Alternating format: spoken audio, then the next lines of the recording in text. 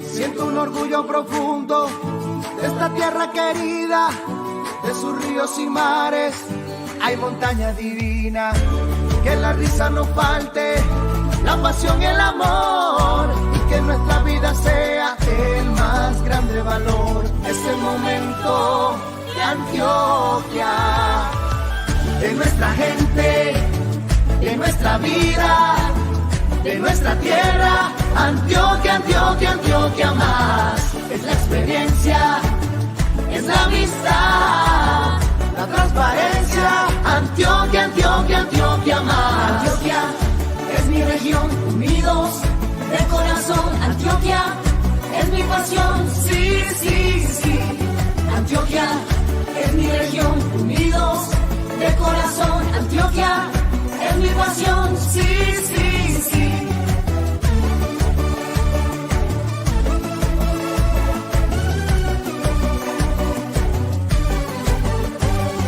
Ser diferente es nuestra potencia, la libertad es nuestra esencia. Estar unidos por la región es nuestro sueño, nuestra pasión.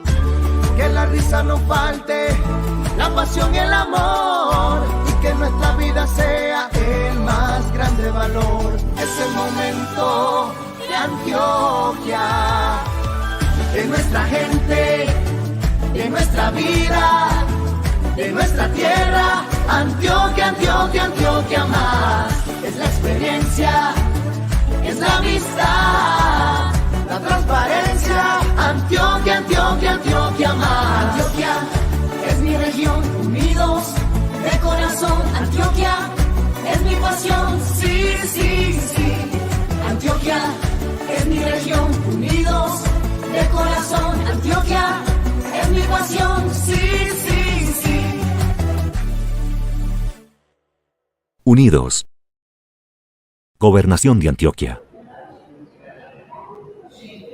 Bueno, muy buenas tardes. Reciban un cordial saludo y agradecimiento a nuestros asistentes a este espacio de fortalecimiento de capacidades y alfabetización en salud.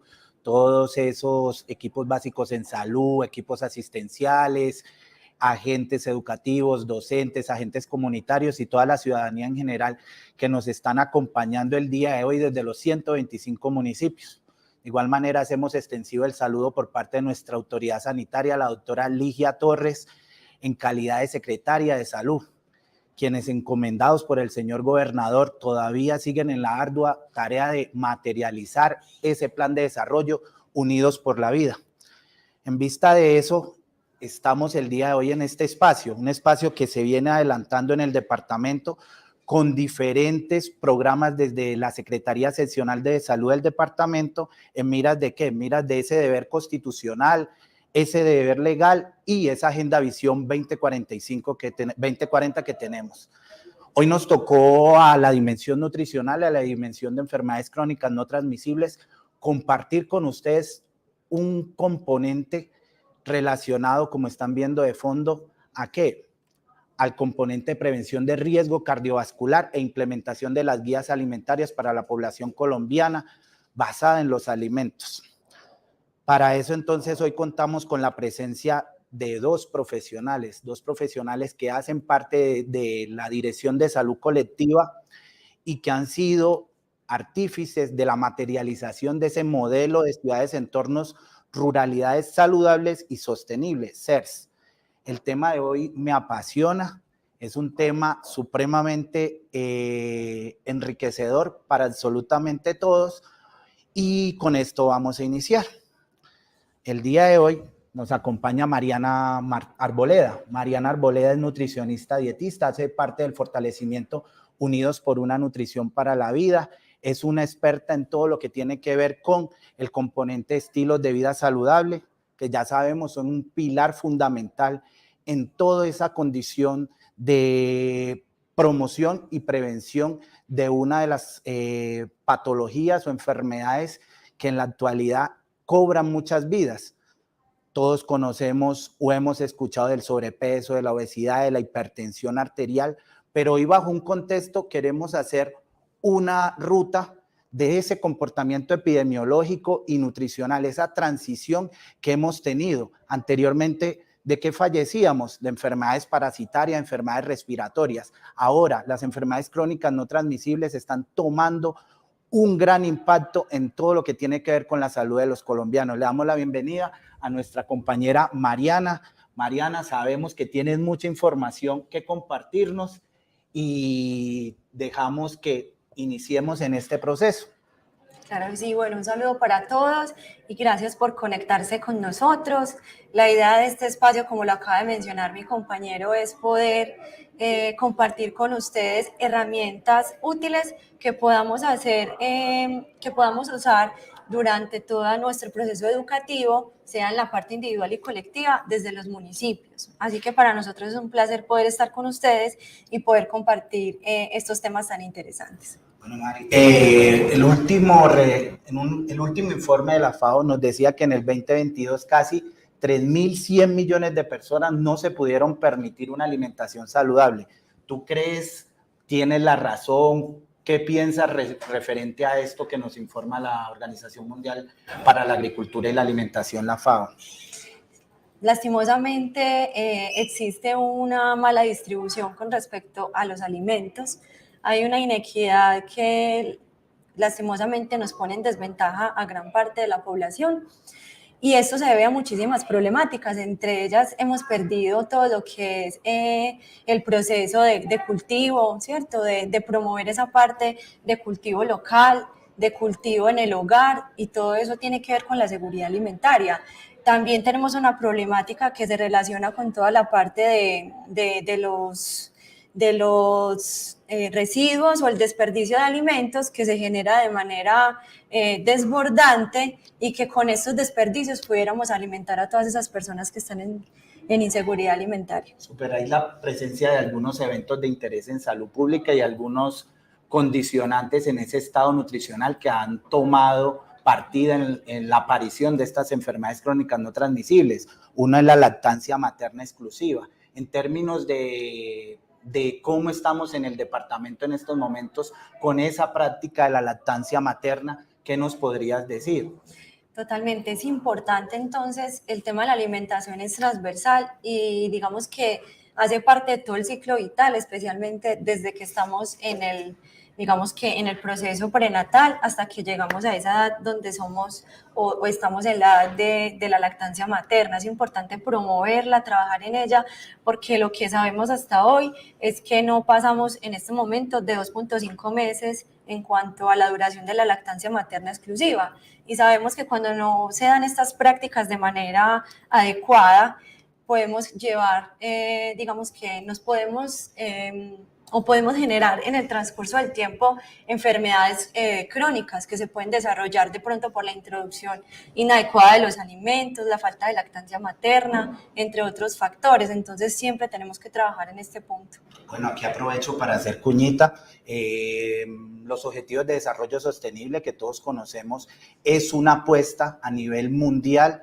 Nos hablan que el 44% de los niños menores de 6 meses en el 2019 lactaban. La meta para el 2025 es el 50% de esos niños menores de 6 meses y al 2030 llegar a ese 70%. Entre las iniciativas se encuentra la celebración de la Semana de la Lactancia Materna a nivel mundial. Sabemos que es un escenario que ha adelantado la Organización Mundial de la Salud en alianza con la Guava, ¿cierto? Pero quisiéramos, Mariana, que nos comentaras qué está planteando este año la Gobernación de Antioquia en miras de fortalecer esta estrategia que se maneja a nivel mundial. Claro que sí. Entonces, como sabemos, desde la Gobernación se celebra la Semana de la Lactancia Materna, así que muy probablemente la mayoría o todos los municipios van a recibir una circular por parte de nuestro equipo de nutrición fomentando que se realicen acciones y actividades en torno o en el marco de esta celebración. También estamos vamos a iniciar el desarrollo del plan de lactancia materna, plan decenal de lactancia materna, en donde estamos abordando todos estos temas de lactancia y promoviéndolo en todo el personal médico, asistencial, en la comunidad, que es la idea, seguir trabajando y apoyando fuertemente todos estos procesos. Inclusive vamos a estar acompañando a algunos municipios que han pedido, pues, digamos, ese acompañamiento. Ok, el lema de este año es facilitar la lactancia materna marcando la diferencia para las madres y padres que trabajan. Entonces, en ese entorno laboral vamos a tener muchas iniciativas de fortalecer la lactancia materna de manera exclusiva y de manera complementaria desde el campo del trabajo y desde las acciones de participación de un actor supremamente involucrado, madre, pero padre también. Otro de los eventos de interés en salud pública que están llevando a esas enfermedades crónicas no transmisibles es la desnutrición. Y aunque no lo creamos, en Colombia y en el departamento de Antioquia en estos momentos tenemos una doble carga. ¿Qué es una doble carga? Tenemos la presencia de estos dos eventos de interés en salud pública relacionados, por un lado, con la desnutrición aguda, sea moderada o severa, y por el otro lado, con el sobrepeso y la obesidad.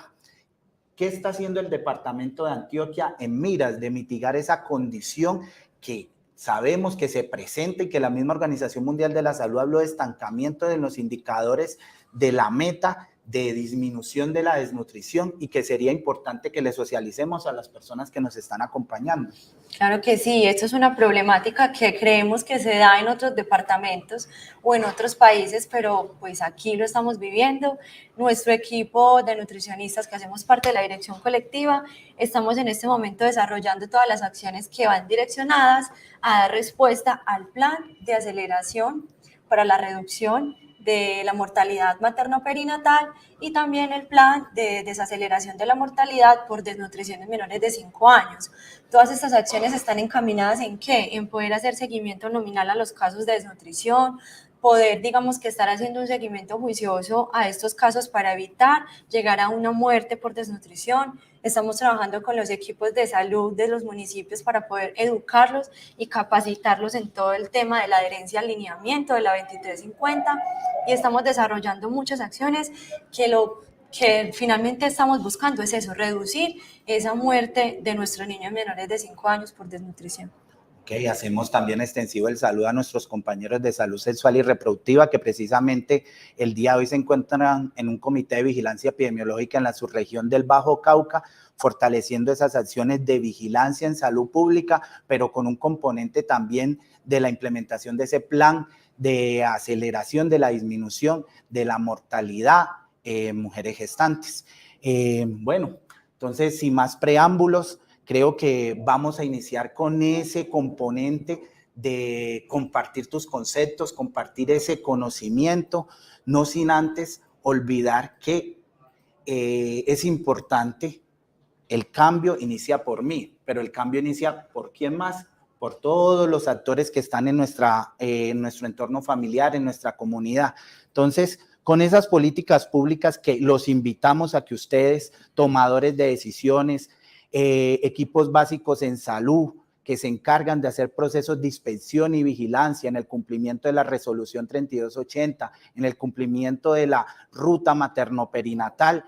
Lo que Mariana hoy quiere compartir es la adaptación de esas políticas de apoyo para hacer que unas dietas saludables, menos costosas y más asequibles para todos. Entonces te dejo, Mariana, para que nos puedas compartir todo el componente de guías alimentarias para la población colombiana menores de 2 años, mayores de 2 años, y posteriormente vamos a ver ese efecto con nuestro compañero de enfermedades crónicas no transmisibles, quien compartirá todo el componente clínico desde este enfoque de causas.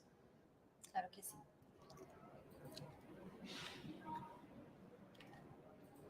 Bueno, entonces en esta oportunidad lo que nos convoca a esta primera parte de la intervención es hablar acerca de las guías alimentarias basadas en alimentos para la población colombiana. El objetivo entonces de esta socialización es poder fortalecer el conocimiento de las guías alimentarias y poder, digamos que promover a las IPS, a la CAPB, a las entidades territoriales y otros este insumo técnico que puede ser de ayuda para ustedes para todos los procesos de información, educación y capacitación en alimentación saludable. Queremos entonces iniciar con toda esta parte de qué son las GABAs.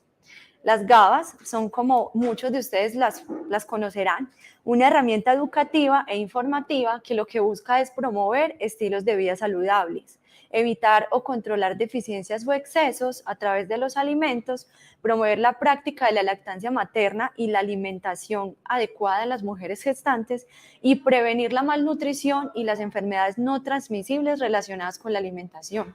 Sabemos que la alimentación es un pilar fundamental en cuanto a la prevención de las enfermedades crónicas, entonces debemos de empezar a reconocer que el proceso alimentario es fundamental en todas las etapas de la vida y que le tenemos que dar la importancia que tiene. ¿Estas guías para qué nos sirven? Primero, para guiar a las familias en la adopción de prácticas de alimentación saludables, culturalmente apropiadas, que contribuyan a la adquisición de estilos de vida saludables en todos los momentos del curso de la vida. Asimismo, promover la selección de alimentos saludables y guiar en el proceso de promoción de la alimentación saludable y todos los procesos básicos en cuanto al curso de vida. Iniciaremos entonces con una de las guías que nos presentan y es esta guía basada en alimentos para mujeres gestantes, madres en periodo de lactancia y niños menores de 2 años para Colombia. Este cuenta con 2 documentos y uno de ellos es el que más vamos a trabajar en esta oportunidad porque es el manual de facilitadores. Este manual de facilitadores nos está entregando de manera más fácil o más sencilla la información para que nosotros podamos compartirla con la comunidad. Esta guía nos entrega unos mensajes importantes en donde nos toca temas fundamentales en el proceso de gestación y lactancia. Entonces iniciaremos con los mensajes que provee la guía con respecto a los niños menores de 2 años.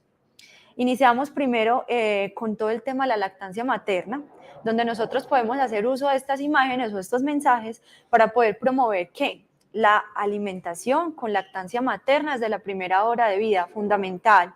Alimentar el bebé con calostro en ese primer momento y continuar la lactancia materna exclusiva hasta los 6 meses de edad. Reconocer que la lactancia materna genera un vínculo afectivo importante y que esto le va a proveer al niño beneficios y también le va a ayudar con todo el tema del fortalecimiento de la seguridad que va a adquirir ese niño emocional y para este mundo nuevo al que él llega. Importante siempre promover mucho el consumo de agua en las mujeres lactantes y asimismo todo el proceso de extracción de la leche y demás. Entonces aquí tenemos una herramienta fundamental que nos va a servir para promover estos mensajes. Importante que como trabajador de la salud se promueva, proteja y apoye la lactancia materna.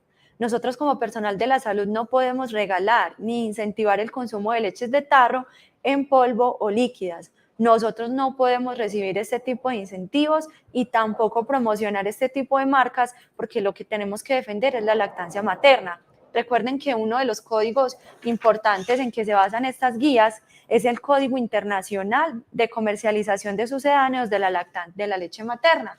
Entonces nosotros debemos de respetar este código. Importante promover la salud y nutrición de los niños y niñas.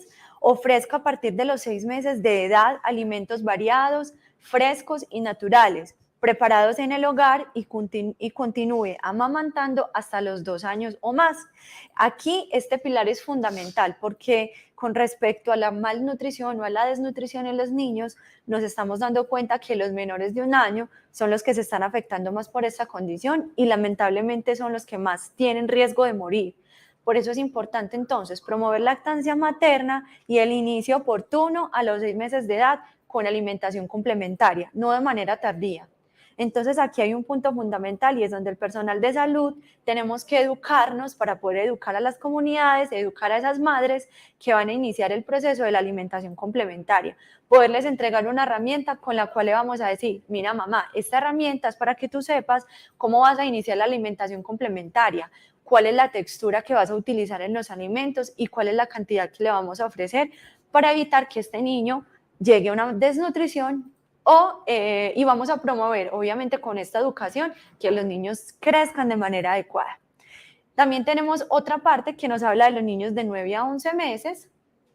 Obviamente vamos a continuar promoviendo la lactancia materna complementaria que va hasta los 2 años y vamos a tratar de trabajar mucho sobre los mitos que hay sobre la lactancia. Entre ellos, muchas madres nos pueden manifestar un montón de mitos y nosotros debemos de tener el conocimiento como profesionales en salud para decirles si es real o si es completamente un mito e instruirlas en todo este tema que sabemos que alrededor de la lactancia hay millones de mitos.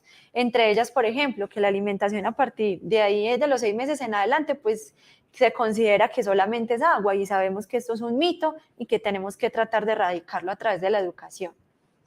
Esta guía también nos presenta una lista donde podemos identificar unos grupos de alimentos y el grupo de edad en que podemos empezar a administrar estos alimentos. Por ejemplo, los niños de 6 a 8 meses, como nos lo muestra la tabla, nos dicen, siga brindando leche materna a libre demanda. Y tú puedes ofrecer cereales machacados, o sea, que nos indica cuál es la textura que debe recibir ese niño para la edad. Nos indica que podemos brindar frutas, que podemos brindar todo lo que son productos lácteos y derivados, por ejemplo. Y nos indica también algunas pautas que debemos de trabajar en ellas, y es no utilizar aceite vegetal, procurar que los alimentos no contengan muchas grasas o que en su preparación no incluyamos alimentos fritos aún, y empezamos a eliminar, o sea, no debemos iniciar alimentación complementaria añadiendo azúcar. Lo ideal es no utilizar azúcar y tampoco exceso de sal, porque lo que necesitamos es formar hábitos a partir de esta edad. ¿Qué pasa? Que a partir de los 6 meses, muchas familias empiezan a hacer uso, por ejemplo, de compotas, de jugos en caja o de productos muy cargados en azúcar, y esto lo que va a generar es que ese niño, a medida que va creciendo, va a tener preferencias por ese tipo de alimentos que son dulces o altos en azúcar, lo que nos puede llevar a un futuro adulto que va a padecer una enfermedad crónica a raíz muy probablemente de un aumento de peso, de una obesidad. Entonces, por eso desde ese momento es fundamental fomentar hábitos saludables. También tenemos otro tipo de mensajes, y es que a partir de los 6 meses de edad debemos ofrecer a los niños y niñas diversidad de alimentos propios de su territorio. Esta guía nos propicia, digamos que en general, a grosso modo, unas pautas, pero si nosotros tenemos comunidad indígena cercana, si en nuestros municipios tenemos otro tipo de población, tenemos que tratar de adecuar esta guía a los alimentos que son propios de la cultura y que son propios de, digamos que de su territorio. No podemos entrar, digamos que a hablar de alimentos que no hacen parte de su cultura alimentaria, porque vamos a fracasar en cuanto a la promoción de hábitos. Es importante entonces también no ofrecer a los niños leches de tarro, compotas comerciales, cereales de caja para bebés, productos de paquete, carnes frías, comidas rápidas y bebidas azucaradas. Los alimentos los vamos a incluir. Tratemos de ofrecer los alimentos lo más natural posible, incluir frutas, verduras y todo aquello que sí le aporta nutrientes para el crecimiento de los niños. Este tipo de productos no son necesarios, ni siquiera en un adulto hacen parte de una dieta saludable, entonces menos que lo vamos a hacer con los niños. Importante, por ejemplo, retirar también esta creencia en donde las madres consideran que la leche materna no es suficiente, que los niños quedan con hambre. Entonces estamos entrando en una idea en que tenemos que brindar leche materna, pero también tenemos que dar un sucedáneo de la leche. Ay, no es que el niño le voy a dar lactancia, pero aparte le voy a dar un tetero de leche de inicio, ¿cierto? Esto es algo equivocado. Y aparte de que es equivocado, nos va a afectar la lactancia materna. Entonces, por eso debemos de enfocarnos tanto en promover lactancia materna exclusiva. ¿Qué es eso? Exclusivo, que simplemente el niño va a recibir ese alimento en esos 6 primeros meses y no va a recibir ni siquiera agua, ¿cierto? Los niños no requieren agua adicional a la leche. La leche sabemos que contiene muchísima agua, entonces él ya va a suplir todos los nutrientes y requerimiento energético que tiene un niño hasta los 6 meses de edad. Otro mensaje importante es que debemos permitir al bebé el contacto con los alimentos mientras come para que experimente de forma segura las texturas, los olores y los sabores. Entonces, debemos de permitirle al niño experimentar con los alimentos. No podemos limitarnos a que hoy le diga al niño una fresa, entonces como se la probó y no le gustó, entonces al niño no le gusta la fresa. No, tenemos que intentar suministrar ese alimento en otra oportunidad o de pronto en otra presentación hasta que empecemos a dar a conocer a ese niño ese sabor que es nuevo para él. Entonces la idea es continuar introduciendo esos alimentos y volver a repetir en caso de que sea necesario la prueba hasta que logre la aceptación del alimento. También es importante y nos indica la guía que debemos estar siempre atentos a las señales de hambre, de saciedad y de tener siempre en cuenta las horas de sueño en los 2 primeros años de vida. Con el tema, por ejemplo, del sueño es fundamental porque los niños sabemos que hay un pico hormonal en las horas de la noche que principalmente se está activando a eso de las 7 de la noche. Entonces, si los niños pequeños se acuestan muy tarde, estamos afectando ese pico, entonces los niños no van a tener, digamos que, un desarrollo a la velocidad que quisiéramos. Entonces es bueno fomentar toda esta parte del sueño también, que hace parte de los hábitos saludables. Para el desarrollo de los niños también es fundamental promover todas las actividades de juego y de movimiento. Lastimosamente hoy en día estamos viendo que los adultos y los niños estamos siempre pegados a un dispositivo electrónico y la invitación de esta guía es promovamos en las familias que los niños no consuman los alimentos frente a una pantalla. Procuremos consumir los alimentos en la mesa del comedor, en familia y que haya un disfrute de los alimentos que vamos a consumir. ¿Qué pasa con el tema de los dispositivos electrónicos? Que la persona o el niño no está siendo consciente del proceso de la alimentación, entonces se generan procesos de ansiedad, digamos que no hay una saciedad como desearíamos que lo hubiera, entonces como se aumentan esos procesos podemos inducir a la obesidad, al sobrepeso, además estamos siendo muy sedentarios, los niños están pasando muchas horas en pantalla, digamos que un promedio de 5 horas al día están pasando, si no es más, entonces esto nos está reduciendo la cantidad de actividad física recomendada para los niños. Importante para los adultos y los padres. Otro mensaje que nos trae la guía es reflexionar acerca de la información y la publicidad de los alimentos y bebidas presentada en la televisión, radio y otros medios de comunicación. No toda está orientada en la salud y en la nutrición. Sabemos que todas estas propagandas y todos estos mensajes lo único que quieren hacer es vender y publicitar. Realmente no tienen un trasfondo que quiera ayudar y contribuir con la salud. Entonces, por eso también debemos de reducir ese tiempo en pantalla, porque los niños están recibiendo información inadecuada de productos poco saludables como gaseosas, bombones, dulces, y todo esto nos está afectando en cuanto a que para nosotros los padres y el personal de salud sea fácil llegar a esos niños. Así que la invitación es a que revisemos las etiquetas nutricionales, aprendamos a leerlas y a identificar cuándo son altas o bajas en azúcar, cuándo tienen muchas grasas. Afortunadamente ya tenemos, muy pronto va a estar lista todos estos sellos frontales que nos van a dar esa indicación. Entonces la invitación es esa, a que seamos más conscientes a la hora de comprar los alimentos. Bueno, pasamos entonces para otra parte de la guía, que son los mensajes dirigidos a las mujeres gestantes. Entonces, acá esto es fundamental y esto también es transversal, no solamente en la parte de la educación individual que se debe tener en el proceso de control prenatal, sino también en las acciones colectivas que realicemos con esta población. Sabemos que las mujeres gestantes tienen unas condiciones que generalmente las ponen en riesgo. Por eso es importante promover y entregar información verídica para que ellas tengan un plan de cuidado. Entonces, uno de los mensajes que nos promueve la guía es que por su salud y la de su bebé consuma alimentos frescos, variados y naturales, como lo indica el plato saludable de la familia colombiana. Por ejemplo, acá tenemos algo fundamental y es que debemos de promover que las mujeres gestantes coman por lo menos unos 6 tiempos de comida. Pero no solamente es entregar una información al aire de decirle, mamá, es que como usted es gestante, entonces usted tiene que comer por 2, porque esto no es así tan sencillo. Entonces la primera invitación que les vamos a hacer es, si usted tiene la posibilidad de tener un encuentro con esa gestante, brinde la información que sea para su utilidad. Pero si usted está en una IPS o está, digamos que atendiendo este tipo de pacientes, sabemos que debemos de garantizar por lo menos una atención durante todo el periodo de gestación con la nutricionista dietista, es decir, que esta gestante tenga esa atención y que se le pueda brindar toda la información en cuanto a su ganancia de peso y el consumo de alimentos adecuados de acuerdo a la edad gestacional y al estado nutricional de esa mamá. Otro mensaje que nos comparten es que compartamos y disfrutemos en compañía alimentos saludables y tradicionales.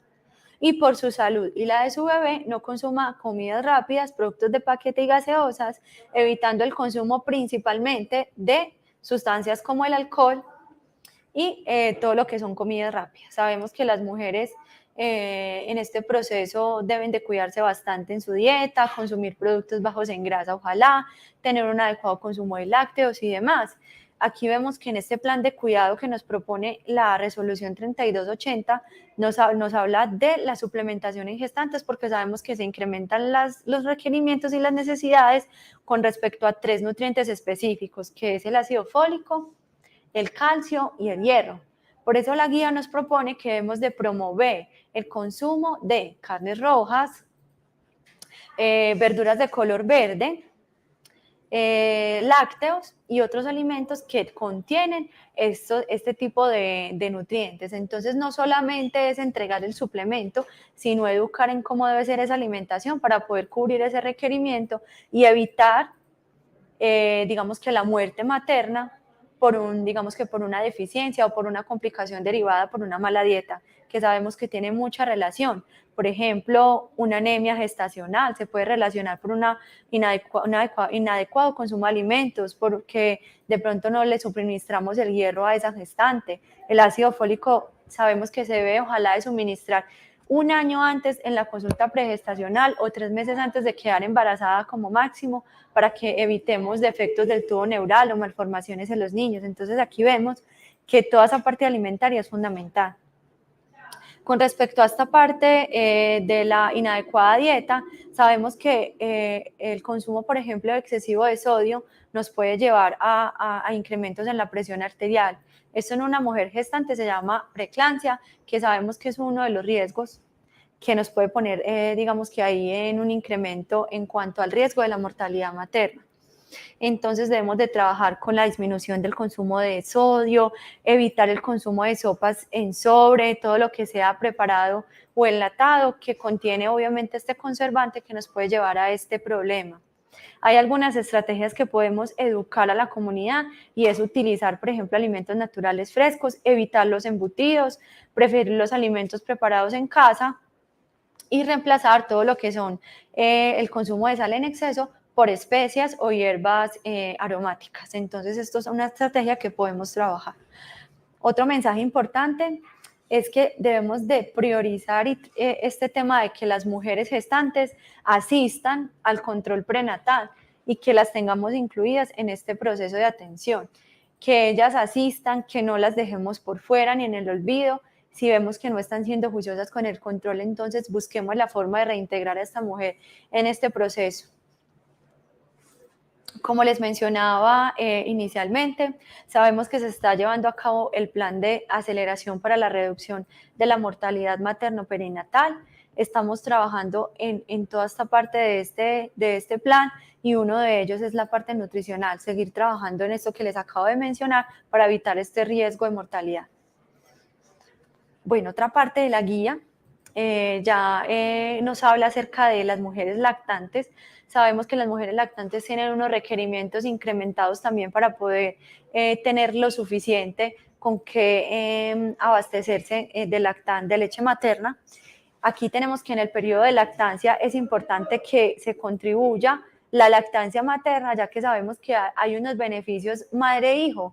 En este caso, los beneficios para la madre sería la reducción del peso, prevenir el cáncer de mama y de ovario y fortalecer el vínculo entre la madre y el hijo, entre otros beneficios que nos va a traer brindar esa lactancia materna, entre ellas la recuperación postparto.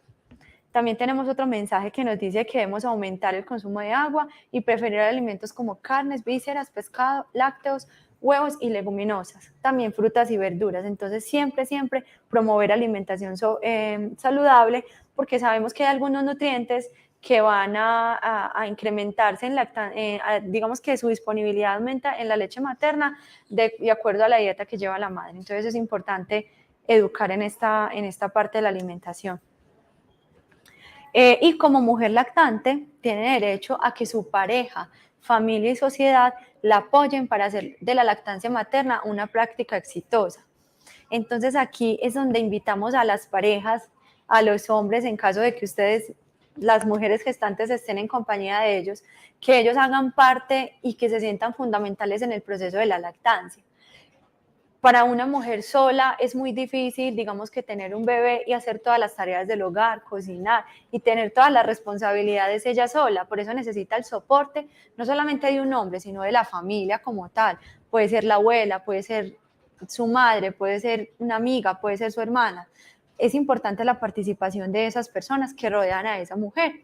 También aquí nos hace un poquito de énfasis y tiene todo que ver con la celebración de la lactancia, que ya sabemos que el lema se enfoca principalmente en las salas de la familia lactante que se encuentran en las áreas de trabajo, así que también los empleados y los compañeros de trabajo hacen parte de este proceso.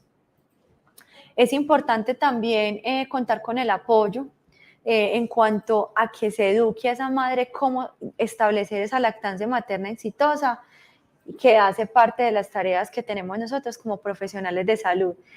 A mí me parece algo triste y me parece increíble que un enfermero o un auxiliar de enfermería o cualquier persona que es asistencial no tenga el conocimiento básico de cómo instaurar o cómo educar a una madre que es primeriza y que está apenas en el proceso de instaurar esa lactancia materna. Nos encontramos todavía con muchos tropiezos en cuanto a cómo dar manejo y cómo brindar una asesoría adecuada en cuanto a estos primeros días y más cuando las madres son primerizas. Entonces tenemos que educarnos muchísimo en este tema. Entonces aquí tenemos este material de apoyo que hace parte de la guía para los niños menores de 2 años. Ya sabemos que contamos con estos 3 documentos de apoyo, que es el documento técnico, el manual para el facilitador, que los podemos obviamente adquirir súper fácil a través de la web, o nosotros también esperamos podérselos compartir. Continuamos con otra parte de las guías, en donde ya tenemos todo el lineamiento o todas las guías basadas en alimentos para la población mayor de 2 años. También cuenta con un documento técnico y con un manual para facilitadores. Adicionalmente cuenta con una guía para niños y niñas escolares de 6 a 12 años. Lo interesante del manual de facilitadores es que nos está proponiendo o nos propone unas actividades lúdicas, educativas, con las cuales podemos fomentar estos mensajes en estos ámbitos comunitarios y escolares. El objetivo de estas GABA, de estas guías alimentarias, es orientar a la población colombiana mayor de 2 años en la adopción de prácticas y patrones alimentarios saludables que contribuyan al bienestar nutricional. Dentro de esos objetivos específicos, nos cuenta que debemos identificar, digamos que toda esa parte, cuáles son esos grupos de alimentos, para qué nos sirven esos grupos de alimentos, para qué nos contribuye en cuanto al proceso de salud. También dentro de sus objetivos es que podamos orientar a la población en la elección de una alimentación saludable, promoviendo toda la parte de disponibilidad de acceso a los alimentos, promover el consumo de alimentos naturales de producción local, establecer pautas de selección de alimentos que permitan un patrón de consumo adecuado de energía, nutrientes y agua, y promover la práctica de actividad física en el marco de los estilos de vida saludable. Aquí les presento el icono del plato saludable de la familia colombiana. Este es el icono de las gabas. Sé que muchos de nosotros hemos trabajado con este plato porque es una herramienta bastante maravillosa para poder explicar a la comunidad cómo se deben de alimentar de acuerdo a la distribución que ella nos presenta. Este plato lo que nos quiere invitar es a incluir en la alimentación diaria todos los grupos de alimentos en porciones adecuadas y que tengan una variedad con respecto al color, es decir, entre más colorido sea el plato, más saludable. Nos invita también a consumir los alimentos que se producen a nivel local. ¿Por qué? Porque debemos de incentivar primero la producción local para poder mejorar el acceso y disponibilidad de los alimentos en los territorios. También porque puede disminuir un poco el costo y más cuando los alimentos están en cosecha, es decir, que las poblaciones pueden acceder más fácilmente a estos alimentos. También invita a consumir alimentos frescos y menos procesados. Ya sabemos que estos alimentos procesados son altos en azúcares, en grasas saturadas y en sodio, que sabemos que tienen repercusiones serias en la salud cuando el consumo es excesivo. Invita también a consumir los alimentos en familia, en la mesa y sin distracciones, y resalta la importancia de consumir agua en el día y realizar actividad física. Entonces, en este plato podemos observar que nos está mostrando la distribución de los alimentos por grupo. Nos dice, por ejemplo, para el grupo amarillo son los cereales y las harinas. Es decir, que la persona va a dividir su plato en 4 partecitas y solamente una cuarta parte va a ser de cereales y tubérculos.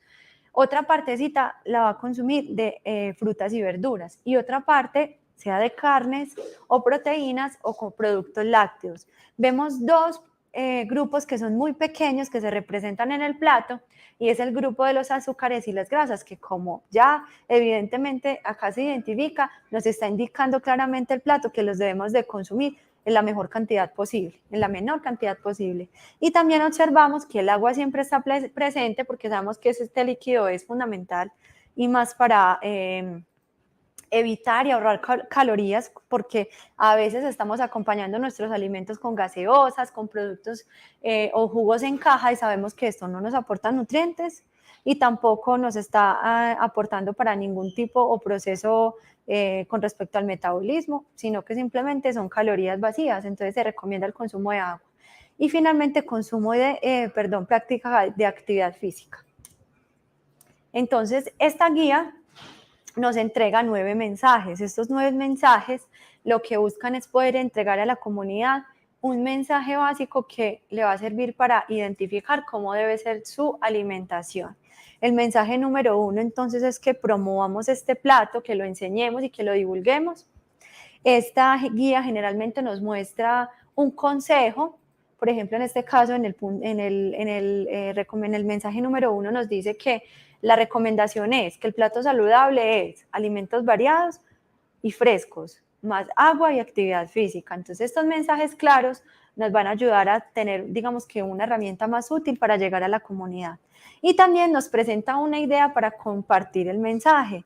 En este caso, esta actividad se llama Alimentos al Plato. Entonces, cuando ustedes accedan a la guía o el manual de facilitadores, van a encontrar esta actividad completa en donde se propone sea una actividad lúdica, dinámica, para que podamos compartir el mensaje número 1.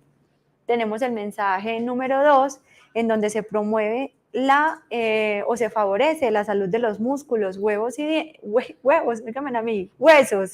y dientes para consumir diariamente leche y otros productos lácteos. Entonces acá es importante que consumamos un huevo más 2 vasos de leche para cumplir el requerimiento de calcio, que la mayoría de la población en Colombia no consumimos la cantidad de lácteos suficientes para cubrir nuestro requerimiento.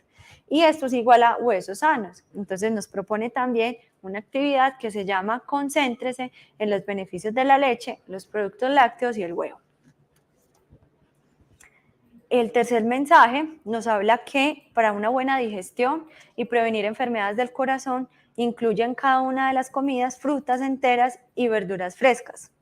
En este punto nos promueve y nos invita a que consumamos 5 porciones de frutas y verduras al día y que promovamos esto en las comunidades. También nos propone la actividad que se llama trabalenguas, coplas, adivinanzas y canciones alrededor de los beneficios del consumo de frutas y verduras.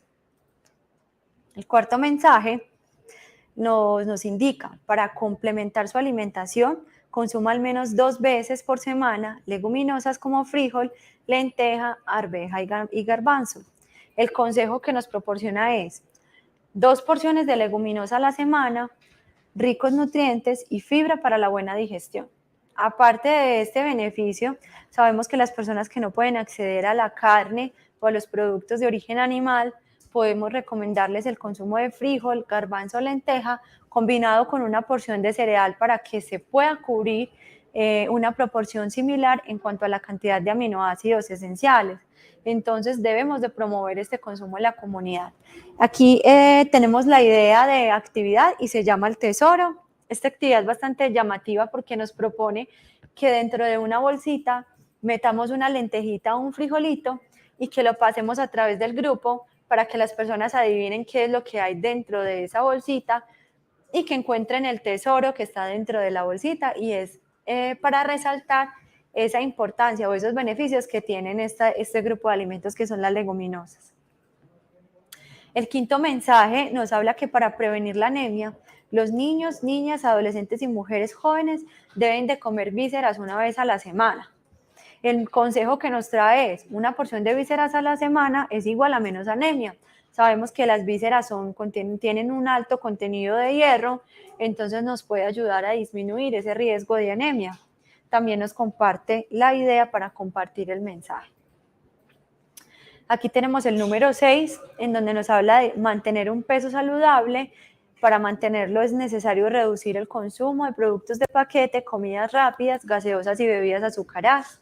El consejo que nos trae la guía es menos productos de paquete, comidas rápidas y gaseosas es igual a un peso saludable.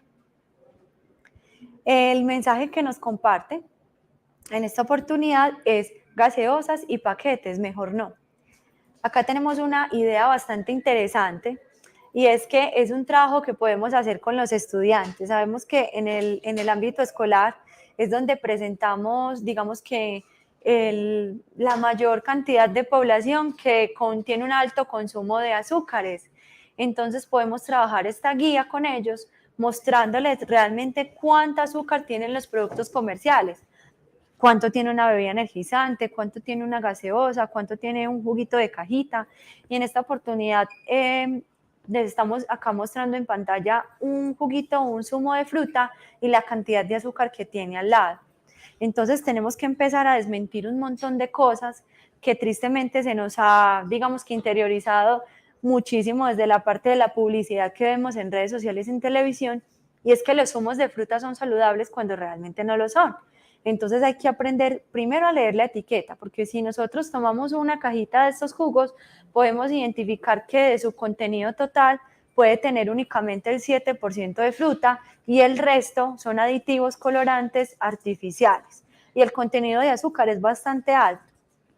Además, hay otra cosa importante y es que cuando ustedes revisan la etiqueta, nos están reportando que no tiene ningún, o sea, no es fuente significativa de ningún nutriente o vitamina en específico, es decir, que esto no va a contribuir con el crecimiento y desarrollo de los niños. Entonces vamos a empezar a desmentir esto. Mostrar a los niños esta cantidad de azúcar de los productos puede ayudar a incentivar esa disminución en cuanto al consumo. Además, pues obviamente enseñándoles cuáles son esos efectos secundarios que puede traer el azúcar, como por ejemplo la obesidad, el sobrepeso, la diabetes, entre otras patologías. El mensaje número 7, por ejemplo, ya nos abarca un poco la población adulta, en donde nos indica que para tener una presión arterial normal, reduzca el consumo de sal y alimentos como carnes embutidas, enlatados y productos de paquete altos en sodio. El consejo que nos brinda este mensaje es que el consumo de sal debe ser de 5 gramos o 2.000 miligramos de sodio por cada persona en un día.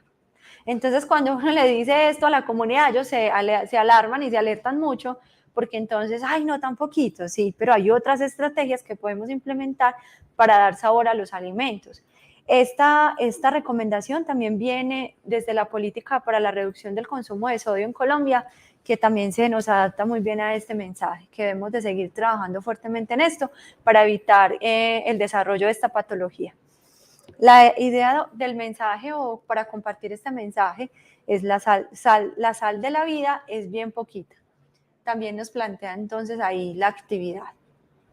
Mensaje número 8 se llama Cuide su corazón, consuma aguacate, maní y nueces, disminuya el consumo de aceite vegetal y margarinas, evite grasas de origen animal como mantequilla y manteca. Debemos también empezar a reconocer que hay unos grupos de grasas que no son tan recomendables por ser saturadas o trans, y digamos que esta parte es importante, digamos que educar en ella, porque sabemos que este tipo de grasas nos puede llevar a eventos cardiovasculares. Por eso entonces debemos de promover grasas saludables en la dieta, como por ejemplo el aguacate, el maní, las nueces y otras grasas, como por ejemplo el aceite de oliva, para poder recibir beneficios en cuanto a la protección cardiovascular. El consejo que nos trae el mensaje es menos fritos y grasas de origen animal, más aguacate, nueces y maní, es igual a un corazón saludable. Hay algunas grasas que son cardioprotectoras, entre ellas el aguacate, entonces debemos de hacer también esa educación y esas claridades. Tampoco vamos a satanizar las grasas porque en algunas etapas de la vida son necesarias, digamos que para el desarrollo cognitivo de los niños, las grasas saturadas son importantes, pero sabemos que debemos de tener un control sobre este consumo. Aquí, por ejemplo, nos presenta la guía una tabla muy interesante en donde nos muestra la grasa oculta en algunos productos industrializados. Entonces, en cucharaditas nos muestra la cantidad de grasa presente, por ejemplo, en un croissant, en una salchicha. Vemos que, por ejemplo, las hamburguesas de carne de res con queso pueden tener hasta 6 cucharadas de grasa, y sabemos que toda esta grasa, pues obviamente en compañía con el azúcar, porque la grasa no solamente es la causante de los eventos cardiovasculares, sino también el exceso de azúcar, vemos cómo puede afectar toda esta parte y toda nuestra salud cardiovascular. Entonces la idea es disminuir este consumo de productos altos en grasa. Y el último mensaje nos dice que por el placer de vivir saludablemente, realice actividad física de forma regular. El consejo que nos trae este mensaje es: más actividad física es igual a buena salud. Entonces también nos plantea la actividad. La bolsa atrapa movimientos y el cuento muy movido. Nos plantea también o nos brinda una herramienta donde se nos muestra cuáles son los beneficios de la actividad física. Esto también lo debemos de promover, no solamente decirle a la persona, mira, practica actividad física por 30 minutos todos los días, sí, pero ¿cuál es el beneficio que me puede traer a mi salud, cierto? Empecemos por ahí, mira, practica actividad física porque puede mantener un estado de salud mucho mejor, porque puedes bajar de peso, porque puedes mejorar la concentración, porque vas a disminuir el nivel de estrés, porque vamos a prevenir enfermedades. Siempre empezar por los beneficios que trae la actividad física a la salud. También nos presenta un cuadrito donde nos presenta la cantidad de calorías que perdemos al realizar un ejercicio por 1 hora. Y finalmente, entonces, queremos hacerles las recomendaciones. Ya esta es la presentación de la última guía. Y como para finalizar, queremos invitarlos a hacer uso de las guías alimentarias para que eduquemos y fomentemos hábitos y estilos de vida saludable en la población, en el ámbito individual y colectivo. En segundo lugar, es importante que como profesionales de la salud y personal asistencial y médico nos autoformemos o tengamos una autoformación en cuanto a las guías alimentarias. Y por último, sabemos que estas guías son una herramienta de utilidad para el personal médico y asistencial y para los equipos básicos en salud y para los líderes comunitarios. Y hacer uso de ellas nos puede permitir educar con veracidad y con bases científicas y sólidas en la comunidad. Muchas gracias, Mariana, por todos tus conceptos. De verdad que comer es una necesidad, pero comer de forma inteligente es un arte.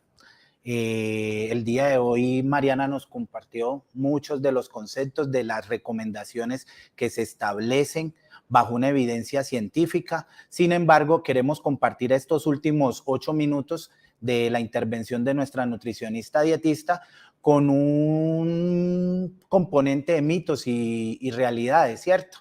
Mitos, desvirtuar todos esos conceptos a nivel comunitario que están relacionados en cuanto a la alimentación. Entonces lo vamos a hacer de una manera dinámica.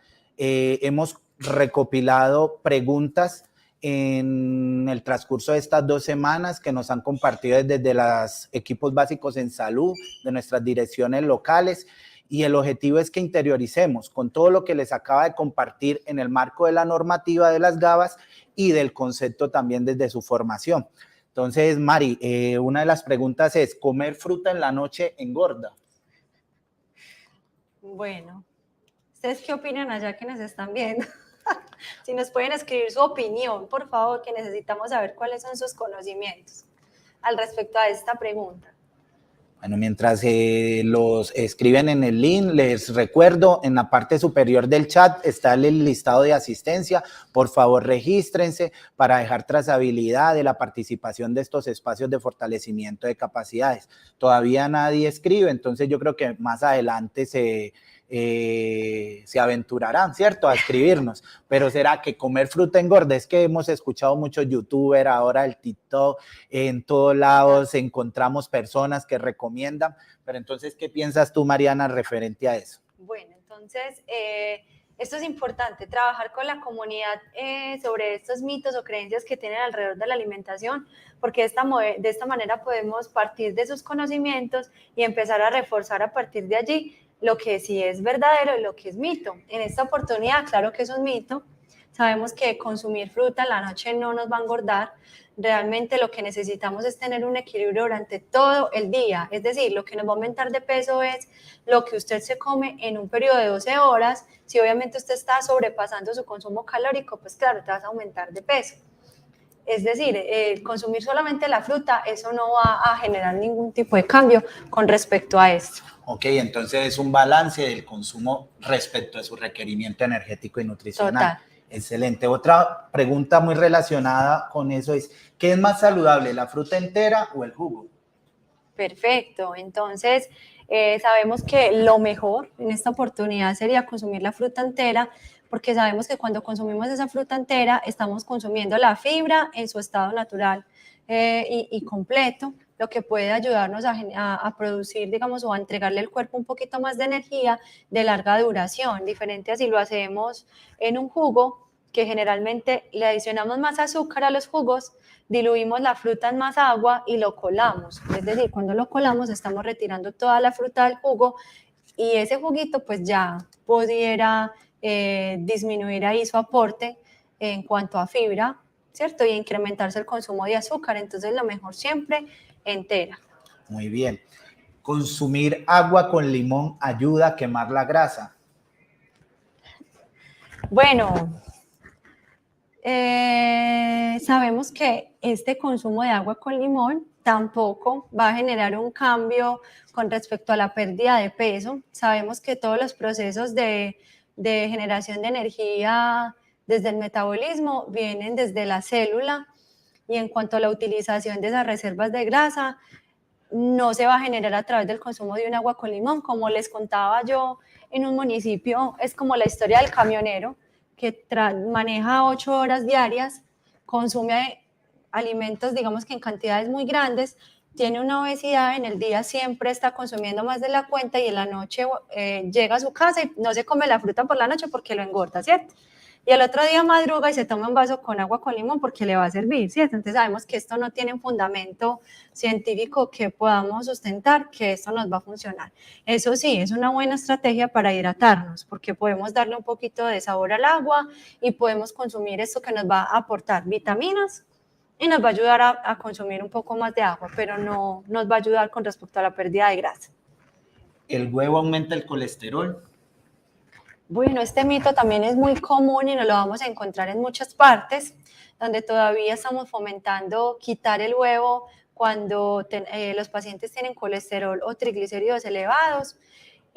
No, esto es falso, no debemos de retirar el huevo de la dieta en ninguna etapa de la vida, ni cuando estamos pequeños, ni cuando estamos ya en la edad adulta, porque el huevo, a pesar de que sí tiene bastante colesterol, unos 300 miligramos de colesterol por cada unidad, solamente se absorbe el 10% del colesterol, entonces realmente es una absorción muy mínima y no nos va a afectar los niveles de colesterol. Diferente, si yo me consumo el huevo acompañado de un chicharrón o un chorizo o productos fritos, pues claro, eso sí me va a perjudicar. Totalmente de acuerdo con el método de cocción y también que es la mejor proteína después de la leche materna y es versátil, es económico en comparación de otro tipo de alimentos de origen proteico, ¿cierto? Otra pregunta es, ¿cuando consumimos lentejas reemplazamos la proteína de la carne? Es importante que no la vamos a reemplazar, o sea, y siempre es importante que las lentejas estén acompañadas de un cereal o una harina como el arroz, por ejemplo, en proporciones similares, para que podamos tener un aporte similar con respecto a la cantidad de aminoácidos esenciales, pero no la va a reemplazar en su totalidad, porque, por ejemplo, la vitamina B12 no se encuentra en las leguminosas, y otras, por ejemplo, el hierro, que es tipo noemo, tampoco tiene una absorción pues como tan, digamos que tan incrementada como lo puede ser en las carnes rojas, pero sí podemos obtener una proporción de aminoácidos similar. Bueno, y con esta terminamos. Me gusta por el color. ¿El azúcar morena es mejor que el azúcar blanca? Muy buena pregunta. Entonces, tenemos que, bueno, primero, mito, esto es mentira, esto es falso, ninguna de las dos son mejores. Tenemos que desmentir esto muchísimo en las comunidades, porque entonces estamos creyendo que la panela o que la azúcar morena es mucho mejor, porque entonces es menos procesada, cuando realmente su composición química es glucosa o azúcar, entonces todas son igualitas. Entonces en un paciente diabético no podemos recomendar ninguna de las anteriores. Entonces ninguna es mejor.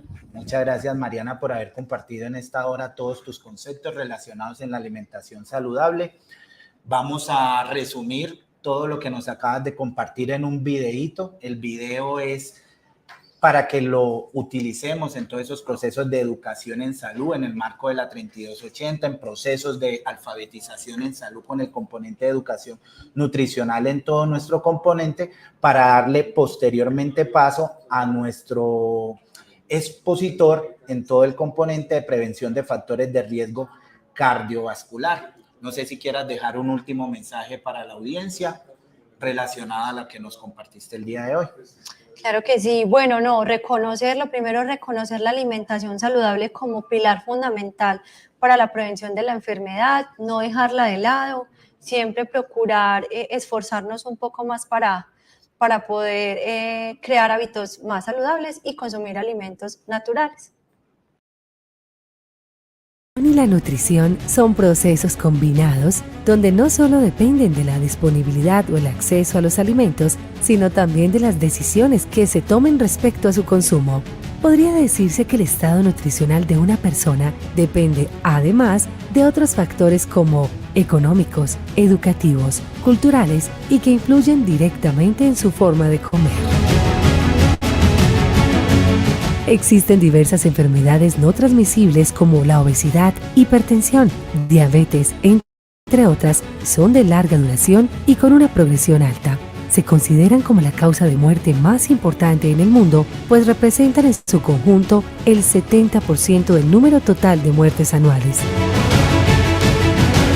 Para no hacer parte de esta estadística, cada persona lo puede prevenir y controlar a través de cambios en el estilo de vida, incluyendo una alimentación saludable. La clave de una vida saludable está desde que se es bebé, comenzando con leche materna. Es el mejor alimento porque proporciona todos los nutrientes y las defensas que necesita para crecer, desarrollarse y evitar las infecciones. A partir de los 6 meses de edad, el niño debe empezar a recibir alimentos altamente nutritivos y continuar la lactancia materna hasta bien entrado el 2.º año de vida. A partir de los 2 años en adelante, consuma alimentos variados y nutritivos.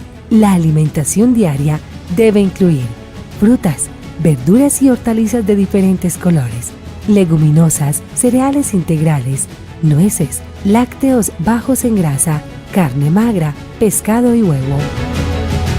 Conscientes del estilo de vida acelerado que hoy se lleva y los afanes del diario vivir, el autocuidado es la respuesta, llevando una dieta saludable, acompañado de seguridad alimentaria y propender así a una mejor calidad de vida. Unidos. Gobernación de Antioquia. Bueno, le damos inicio a esta segunda sesión de nuestro streaming de prevención de riesgo cardiovascular. El día de hoy nos acompaña el doctor Juan Ignacio Gallo, magíster en salud pública, quien está acompañando todo el componente de seguimiento a enfermedades crónicas no transmisibles desde la dimensión. Antes que nos acompañaras, Dot, estuvimos hablando un poco de esa transición epidemiológica y nutricional que tenemos en estos momentos en todo nuestro territorio, tanto a nivel nacional como departamental. Y uno de los elementos que mayor preocupación nos daba es la aparición del exceso de peso. La encuesta de situación alimentaria y nutricional nos habla que alrededor del 57% de los adultos tienen exceso de peso. Y si eso lo relacionamos a que solo el 51% cumplen con la recomendación de actividad física, es algo que nos preocupa. Y estamos hablando de la adultez.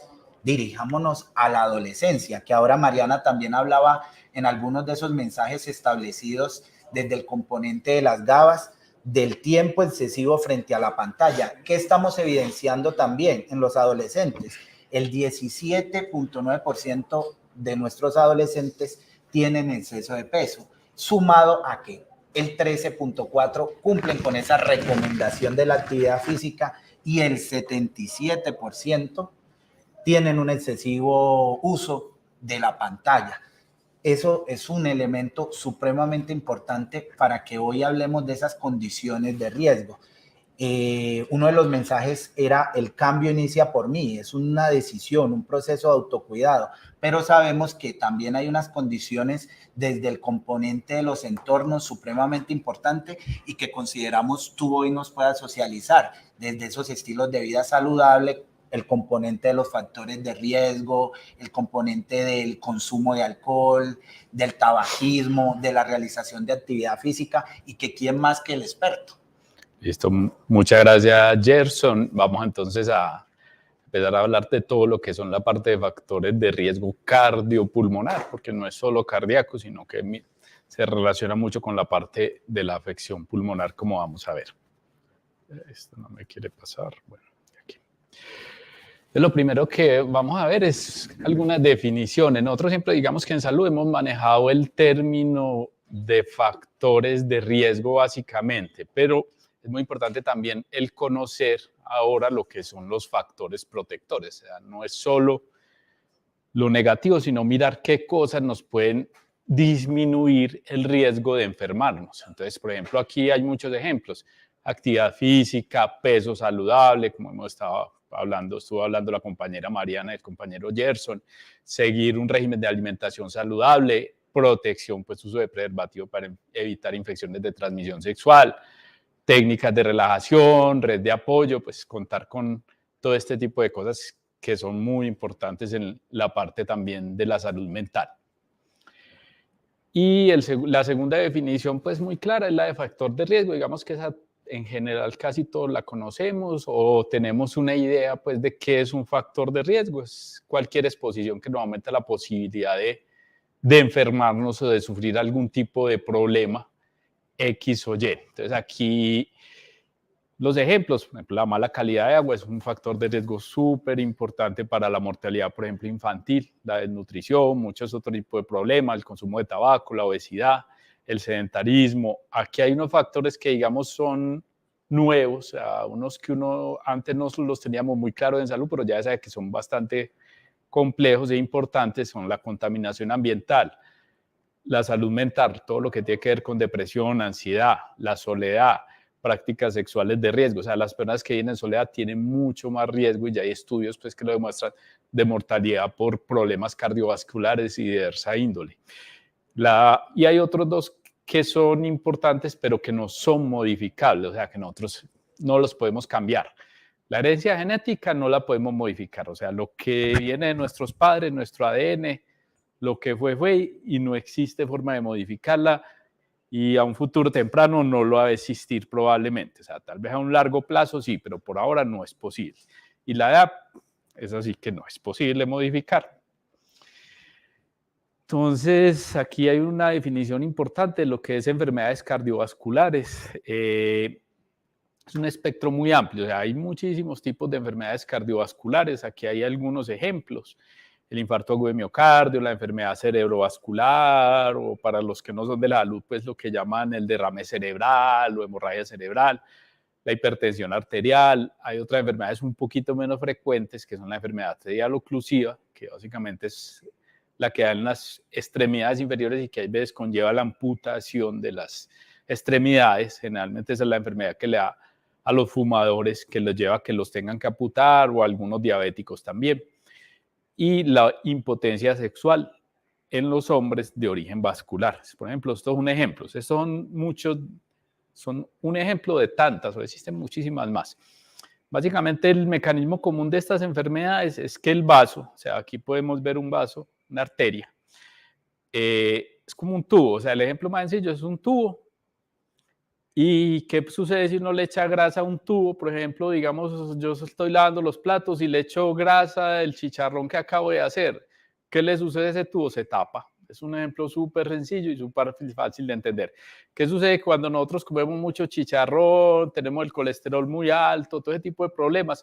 Que nuestras arterias coronarias en algún momento se nos van a tapar. ¿Y qué sucede cuando se tapa esa arteria? El infarto. O sea, es el infarto que puede ser fatal o no fatal.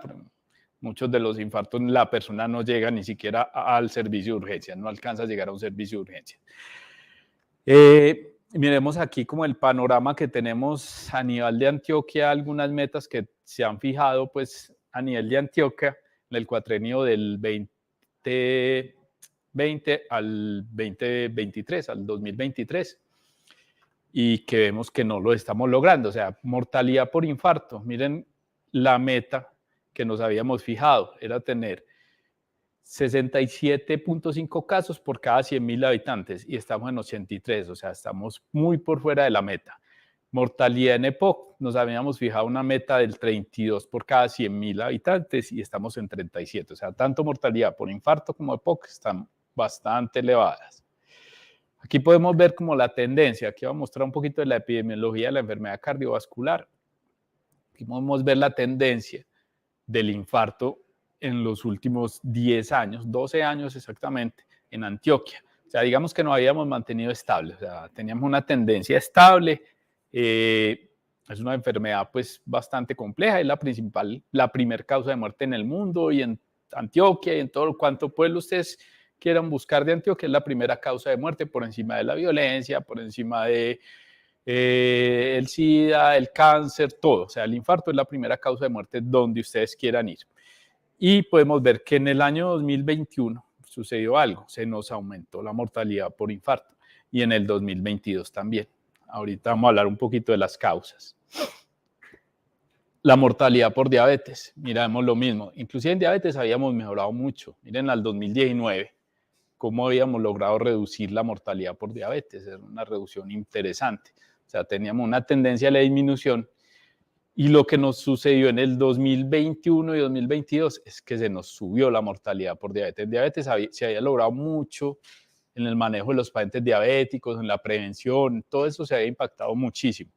Y hay muchísimos medicamentos nuevos, hay muchas terapias nuevas que han influido positivamente en la diabetes, pero desafortunadamente se nos subió la mortalidad por diabetes. El EPOC, que es la otra causa de muerte importante a nivel de daño pulmonar. Entonces, miremos que teníamos una tendencia un poquito, digamos, estable, había aumentado en algunos momentos y en el 2020 habíamos logrado una disminución significativa, pero igual, 2022 se nos volvió a incrementar la mortalidad por EPOC. O sea, todos los eventos en general de mortalidad cardiopulmonar los tenemos bastante complicados a nivel departamental. Y eso no es solo a nivel departamental, es en todo el mundo. O sea, ese es un fenómeno mundial. Después del COVID sucedió eso. O sea, entonces aquí vamos a ver las causas. Entonces, impacto del COVID. O sea, la principal causa que se cree que ha impactado la mortalidad cardiovascular es la infección por COVID. El COVID produce un daño a nivel del endotelio, o sea, produce un daño a nivel vascular y produce efectos, patologías a largo plazo en los pacientes, sobre todo en los pacientes que han estado en UCI, tienen una altísima mortalidad post-COVID, entonces tienen muchas complicaciones. Esto mismo se ha reportado en todo el mundo, en Estados Unidos, en muchos países está ya reportado esta tendencia y a nivel mundial, o sea, no es un hecho exclusivo de Antioquia, es a nivel nacional y mundial. Otra de las cosas que vimos con el COVID fue que todas las actividades de promoción y prevención, atención de riesgo cardiovascular de los diabéticos, los hipertensos, los pacientes con EPOC, asma, todas esas actividades se pararon. O sea, en los 2 años o año y medio que estuvimos en pandemia, esas actividades se pararon. O sea, eso se dejó de realizar y simplemente a los pacientes se les estaba haciendo y a los que se podía, de vez en cuando una llamada o una teleconferencia a ver cómo iban. Realmente eso no tiene un impacto muy importante, uno no podía tomar, en general no se estaban tomando exámenes de laboratorio, en general no se estaba controlando la presión de los hipertensos, todas esas actividades ahora las estamos retomando, o sea, ya llevamos por ahí un año, pues digamos, de retomar esas actividades, pero hubo un bajo muy importante y miremos cómo nos impactó bastante en la mortalidad. Otra de las dificultades que hubo grandes con el COVID fue la dificultad para el acceso a los servicios de salud. Todos yo creo que nos acordamos, la gente no quería ir al médico. O sea, la gente tenía temor de ir a las instituciones de salud. Y mucha gente, y yo conozco pues personas mayores de edad, muchas personas mayores de edad que a una hora apenas están empezando a pensar en ir al médico de nuevo a sus controles. Lo habían dejado ir por el temor al COVID, básicamente. Y otro problema importante que hubo por la pandemia fue la disminución de la actividad física. O sea, cuando estuvimos encerrados, ese es uno de los problemas, el aumento del estrés y la afectación de la salud mental, que ahora se ha visto, pues, por ejemplo, el problema de los suicidios post-COVID ha sido bastante grave en todo el mundo. O sea, en Medellín, en todas las partes ha habido problemas de tipo. Aquí les voy a mostrar un instrumento que es muy interesante, que es del ministerio, que es para manejo de riesgo cardiovascular, sobre todo para las personas que trabajan en instituciones de salud. Pero bueno, también existe una aplicación del ministerio para los que quieran mirar. Entonces, un instrumento que básicamente es de Excel y nos permite definir el riesgo cardiovascular en esa persona. Aquí encontramos en la parte de arriba unos datos generales. A partir de unos toma de datos, por ejemplo, talla, peso, él nos define inmediatamente el índice de masa corporal, o sea, él nos lo calcula, si es obeso o no. La toma de la presión, anotamos los datos de la presión y la circunferencia abdominal. Y él, con estos datos y algunos otros datos que nos va preguntando aquí, nos va a definir varios riesgos. O sea, la parte antropométrica, básicamente esto es para mayores de 18 años, hay que tenerlo claro, esto es para población adulta. Y el test de Friedrich nos dice el riesgo que tengo yo de padecer diabetes. Entonces, si yo tengo un test de Friedrich alterado, mínimo me debo hacer una glicemia en ayunas para ver cómo la tengo y tengo que hacer una intervención muy fuerte en factores de riesgo. O sea, tengo que cuidarme más que alguien que tenga un test de Friedrich normal. Y la calculadora de riesgo cardiovascular, nos calcula dos tipos de riesgos, el de la OMS y el de Framingham, que nos dice, por ejemplo, el riesgo de Framingham, la posibilidad que yo tengo de tener un infarto a 10 años. Si a mí me dicen, por ejemplo, que yo tengo un Framingham de un 20%, esto indica que yo en 10 años tengo una probabilidad entre 5 de sufrir un infarto. Es una cosa compleja realmente. Aquí podemos ver las causas de muerte en el mundo, o sea, ¿por qué se muere más la gente en el mundo? La primera causa de muerte en el mundo es la hipertensión. O sea, es la primera causa por la cual las personas, por ejemplo, desarrollan un infarto y a causa de eso mueren. Hay otras causas. La segunda, digamos, es el tabaquismo, el consumo de cigarrillos, la segunda causa de muerte en el mundo. Tercero, la diabetes. Cuarto, el sedentarismo. Quinto, están los problemas de sobrepeso y obesidad y las dislipidemias. Estas son como las principales causas de muertes a nivel de todo el mundo. Aquí hacemos como estas gráficas básicamente nos muestran como lo de la transición epidemiológica que ahorita Gerson nos estaba hablando, que se está viendo. Entonces aquí podemos comparar cómo era la mortalidad en el 2000 versus el 2016. Entonces lo que vamos a ver aquí básicamente es que, por ejemplo, las enfermedades infecciosas cada vez son menos importantes como causa de mortalidad. Digamos que las hemos logrado controlar un poco mejorando condiciones de vida. Por ejemplo, la enfermedad diarreica, miremos que ya estaba aquí en el quinto lugar, sí, 1, 2, 3, 4, 5. En el quinto lugar pasa a un noveno lugar. ¿Por qué? Porque la hemos aprendido a manejar y por mejoría de condiciones de vida de las personas. Ya más personas tienen acceso a agua potable, lo que evita que las personas y los niños, sobre todo, que son los que se complican más con este tipo de enfermedades, la sufran.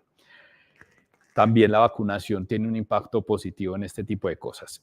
Digamos, por ejemplo, el EPOC, que estaba en cuarto lugar, pasa a un tercer lugar. La enfermedad pulmonar producida por el cigarrillo, básicamente. Y otras enfermedades que eran importantes, por ejemplo, el VIH, desaparece de esta lista. O sea, el VIH deja de ser una causa importante de mortalidad, porque el VIH actualmente hay tratamientos antirretrovirales muy efectivos. Entonces, las personas que antes, digamos en el año 2000, una persona contraía VIH, a los 2 o 3 años generalmente se moría por múltiples complicaciones. Ahora no. ahora eso es una enfermedad crónica y un paciente con VIH más o menos va a durar lo mismo que una persona que tenga diabetes o hipertensión. Y vemos otro fenómeno que es el aumento de la mortalidad por accidentes de tránsito. O sea, eso no es solo aquí en Colombia y no es solo acá en Medellín, que todos los días vemos accidentes, heridos, muertos, de todo por accidentes de moto o accidentes de carro, peatones. Eso es un fenómeno mundial por el aumento del parque automotor. Algunas explicaciones a este cambio, pues entonces está el sedentarismo, o sea, la falta de ejercicio. La vida moderna, pues desafortunadamente nos ha convertido, o sea, en vez de mejorar nuestras condiciones de vida en la actividad física, muchos de las comodidades, mal llamadas comodidades pues, de la vida moderna, han generado mayor sedentarismo y mayor enfermedad en las personas. Entonces, en vez de mejorar nuestras condiciones, las han empeorado. La parte de la dieta, Mariana ya les habló bastante de esto, no me voy a detener en absoluto en esto. Tabaquismo, el consumo de tabaco. Hay otros factores nuevos, contaminación del aire, que eso es de un fenómeno nuevo, o sea, los que vivimos en las grandes ciudades o en los pueblos, por ejemplo, estoy seguro en Medellín hay una medición importante de contaminación, todo lo que es el Valle de Aburrá, pero el resto de Antioquia no existe un monitoreo de contaminación del aire. Estoy seguro que si hiciera de monitoreo, por ejemplo, en municipios que son borde de carretera, van a encontrar problemas aún peores de los que existen en Medellín. Y el envejecimiento poblacional. O sea, cada vez hay más ancianos y hay menos niños. Aquí hay una evidencia que es importante, es un estudio pues, que se llama el INTERHEART, que fue hecho en Latinoamérica, digamos el estudio más grande pues, que yo conozco de factores de riesgo, hecho en Latinoamérica. Básicamente en rojo, miremos aquí en rojo, encontramos todo lo que son factores de riesgo. Entonces aquí el primero, las dislipidemias, fumar, diabetes, obesidad abdominal, depresión, estrés permanente. Aquí este es importante y me llama bastante la atención este valor, el del 2.8, este OR.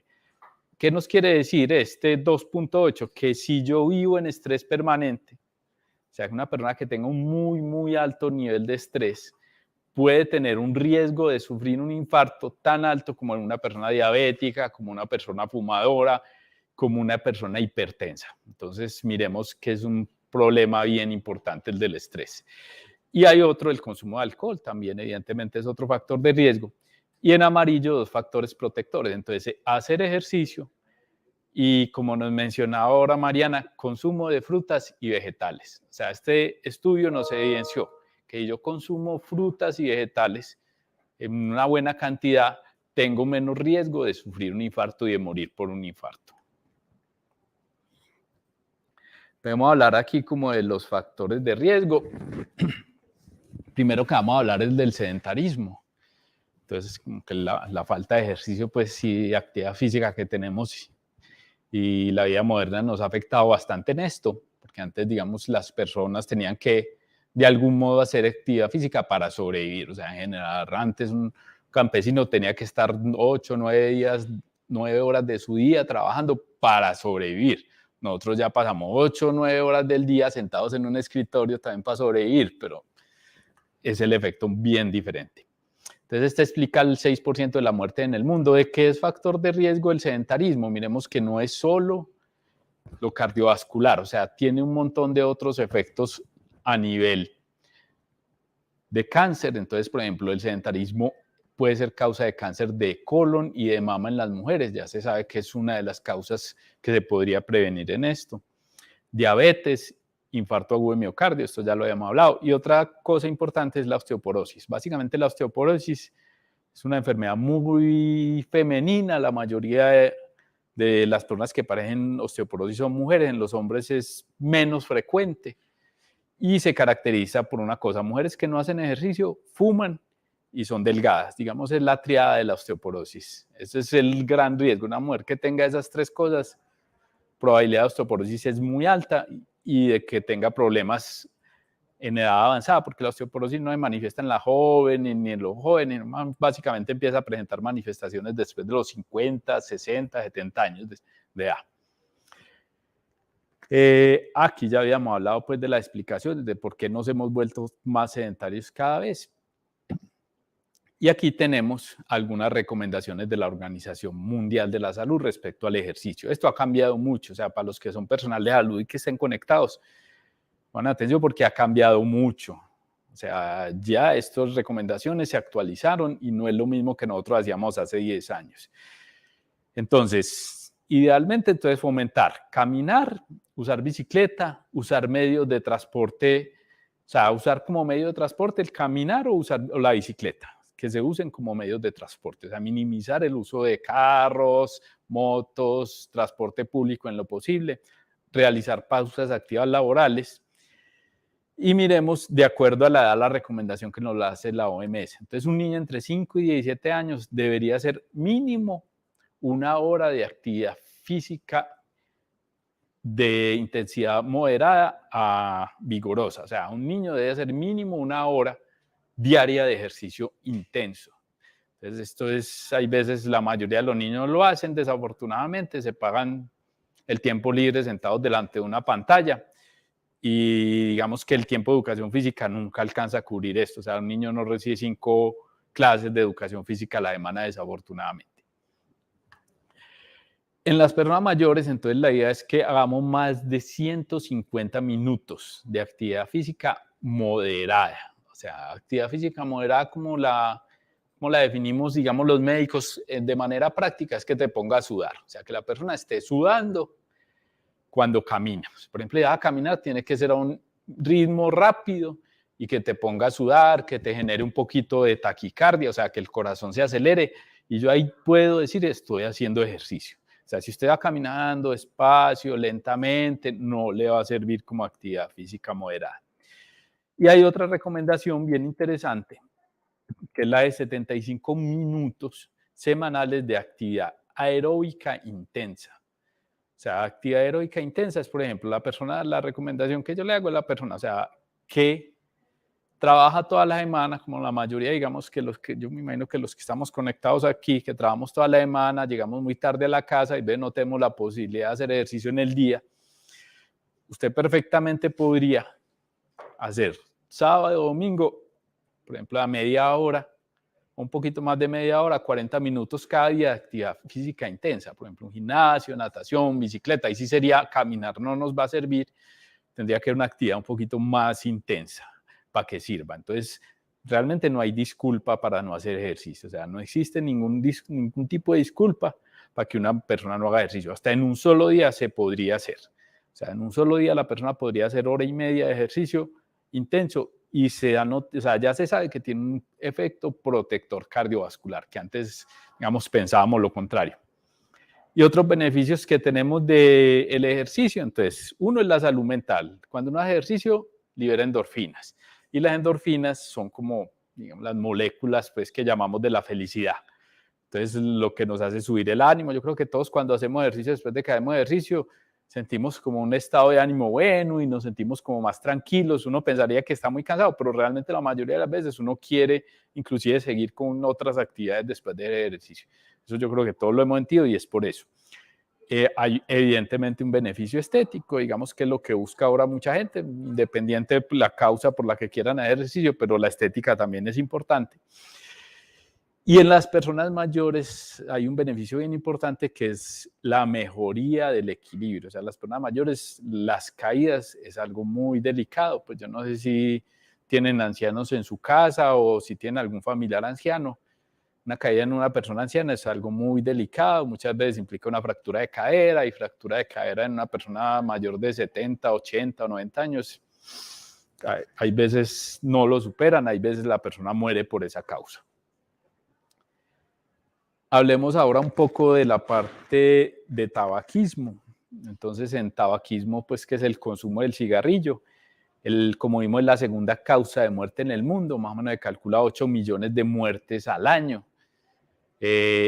Aquí yo siempre hago como una comparación que me parece interesante, que es respecto al consumo de alcohol y psicoactivos ilegales. Entonces, el tabaquismo causa 8 millones de muertes, el consumo de alcohol causa 3.3 millones de muertes en el mundo y el consumo de psicoactivos ilegales 450.000 muertes. Miremos cómo el cigarrillo mata más de 20 veces más personas que, por ejemplo, las sustancias psicoactivas ilegales, que la cocaína, la heroína, el bazuco, todas esas juntas. El tabaco es un problema muchísimo más grave y hay veces, digamos, que lo dejamos de lado. Aquí hay algunos datos pues, que tenemos de Colombia. Entonces, el Estudio Nacional de Consumo de Sustancias Psicoactivas, el cigarrillo es considerado una sustancia psicoactiva, como la cocaína, la marihuana, como todo eso. Entonces, 13% de fumadores, más o menos 3 millones de personas, o sea, 3 millones de personas en Colombia son fumadores, una cifra bastante importante. Y desafortunadamente Medellín tiene una cifra mucho más alta, 19.5%, o sea, Medellín es en consumo de psicoactivos y de cigarrillo, llevamos pues la delantera a nivel nacional desafortunadamente. En licor no, pues Antioquia no es la más consumidora de licor afortunadamente.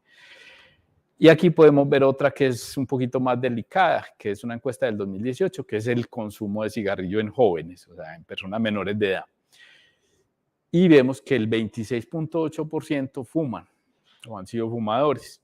Y vemos una tendencia. Antes, digamos que había una tendencia que era que los hombres fumaban muchísimo más que en las mujeres. Y en los países desarrollados y en los países en vía de desarrollo se ha observado que esta tendencia ha cambiado. Entonces podemos mirar que el consumo de cigarrillo en las mujeres está aumentando. Ya en los países, en algunos países desarrollados, las mujeres fuman más que los hombres, desafortunadamente, exponiéndose a riesgos mayores, porque se exponen a aumento de riesgo de cáncer de seno y todos los riesgos que lleva en caso de que deseen ser madres, pues si quedan en embarazo es un desastre, pues si están fumando. Y le suman un doble riesgo, o sea, los anticonceptivos orales no se deberían usar, ni los inyectables, ni los implantes, conjuntamente con el cigarrillo. O sea, la mujer que vaya a planificar, lo ideal es que suspenda el cigarrillo porque le va a aumentar mucho el riesgo cardiovascular. Y aquí podemos ver otros datos, pues el uso del cigarrillo electrónico, 15% de los jóvenes. Es un dato bastante complicado y yo estoy seguro que si hacemos esta encuesta hasta actualmente nos va a dar muchísimo más alto. Eso es desde 2018, apenas el cigarrillo electrónico se estaba empezando a conocer. Ahora el 2023 es el auge total, uno lo ve en todas hasta en las tiendas de barrio ve uno que vende el cigarrillo electrónico. Es un fenómeno bien complejo. Y lo otro es la pipa de agua, la narguile, 9% de nuestros jóvenes ya lo han usado. Entonces vamos a mirar aquí los riesgos del tabaquismo. Entonces encontramos una lista pues larguísima de enfermedades y aquí está resumida, o sea, fuera de esto hay otro montón. Entonces todo lo que es enfermedad cardiocerebrovascular, que es la principal causa de muerte en los fumadores, los infartos y el derrame cerebral. Son la principal causa por la que muere un fumador. Cáncer de donde ustedes quieran. Entonces, empiecen desde la boca, faringe, esófago, pulmones, esófago, estómago, páncreas, cáncer de cervix, cáncer de seno en las mujeres. Todo ese tipo de cánceres se relacionan con el consumo de cigarrillo y las leucemias, que son, digamos, un tipo de cáncer de la sangre. El EPOC, pues el EPOC, que es la enfermedad pulmonar obstructiva, yo creo que todos conocemos, pues para los que no sean, digamos, médicos del área de salud, todos conocemos personas que han fumado toda su vida y terminan con su pipetica de oxígeno en la casa. Ese es lo que llamamos nosotros EPOC. Cuando no está tan avanzado, se trata con inhaladores, pero ya cuando está avanzado, usted queda sentadito en una silla, el resto de su tiempo pegadito de una pipeta de oxígeno. Desafortunadamente, pues es la evolución pues, de esta enfermedad. La tuberculosis, las neumonías, en embarazadas, entonces todo lo que es malformaciones congénitas, o sea, parto prematuro, o sea, el cigarrillo, una mujer que fume cigarrillo y esté en embarazo, bien complicado. Yo no sé que los tetras ahí mismo se asustan porque sabe que va a haber muchas complicaciones probablemente en ese embarazo. Cataratas, aquí hay unas enfermedades que antes no conocíamos bien y que ya sabemos que son causadas en buena parte por el cigarrillo, las cataratas, o sea, como la opacidad del cristalino, la diabetes, la artritis reumatoidea y la osteoporosis, lo que les hablaba ahora. Y hay dos enfermedades que son bien importantes, sobre todo si vamos a ver educación en población joven. Entonces el cigarrillo tiene un efecto que es todo lo contrario de lo que pensábamos antes. O sea, el hombre Marlboro y toda la imagen del fumador ha sido siempre como del macho y es todo lo contrario. O sea, de la masculinidad y el cigarrillo es todo lo contrario. El cigarrillo produce infertilidad, impotencia sexual masculina. O sea, el hombre que fume probablemente va a tener menos capacidad sexual que el hombre que no fuma. Entonces, ahí hay un detalle importante para educar sobre todo a los adolescentes, que hay que llamarlos la atención sobre este tipo de temas. Digamos, el adolescente no te va a poner mucha atención si vos vas a tratar de educarlo y le vas a hablar de cáncer, enfermedad cerebrovascular. Al adolescente eso no le interesa, o sea, él no tiene absolutamente ningún interés en ese tipo de temas. Pero si usted le habla de impotencia sexual, él le va a poner atención. Y hay otro problema que es el envejecimiento prematuro o las arrugas en la piel. Yo creo que todos hemos visto a fumadores, o sea, todos tenemos a alguien fumador en la casa o en la familia. Miren esas personas que son fumadores pesadas y miren la edad. O sea, siempre esas personas envejecen prematuramente. Entonces aparentan 5 o 10 años más de la edad que realmente tienen. Aquí hablemos del tabaquismo pasivo o humo de segunda mano. Entonces, eso es lo que llamamos, pues el término actual es humo de segunda mano realmente. 1.2 millones de muertes anuales. Digamos que la afectación grande de esto está entre las personas que conviven con un fumador y los niños. Los niños son los más afectados. Entonces, en los lactantes puede causar un síndrome que es bastante complejo, que llama síndrome de muerte súbita. Es, por ejemplo, en la casa de alguien que fuma y de un momento a otro encuentran al niño muerto. Es una cosa muy dramática, afortunadamente no es muy común. Finalmente el niño no lo logran llevar ni al servicio de urgencia siquiera y es causado en una parte pues importante por la exposición del recién nacido al humo del tabaco. En niños y adolescentes, entonces esto sí lo ve uno todos los días, no sé si hay médicos conectados a la charla, pero uno esto sí lo ve. O sea, donde haya fumadores, hay asmáticos y hay niños con otitis generalmente. O sea, si usted fuma delante de un niño o de sus hijos, los va a exponer probablemente a que sufran de asma y que tengan problemas de los oídos.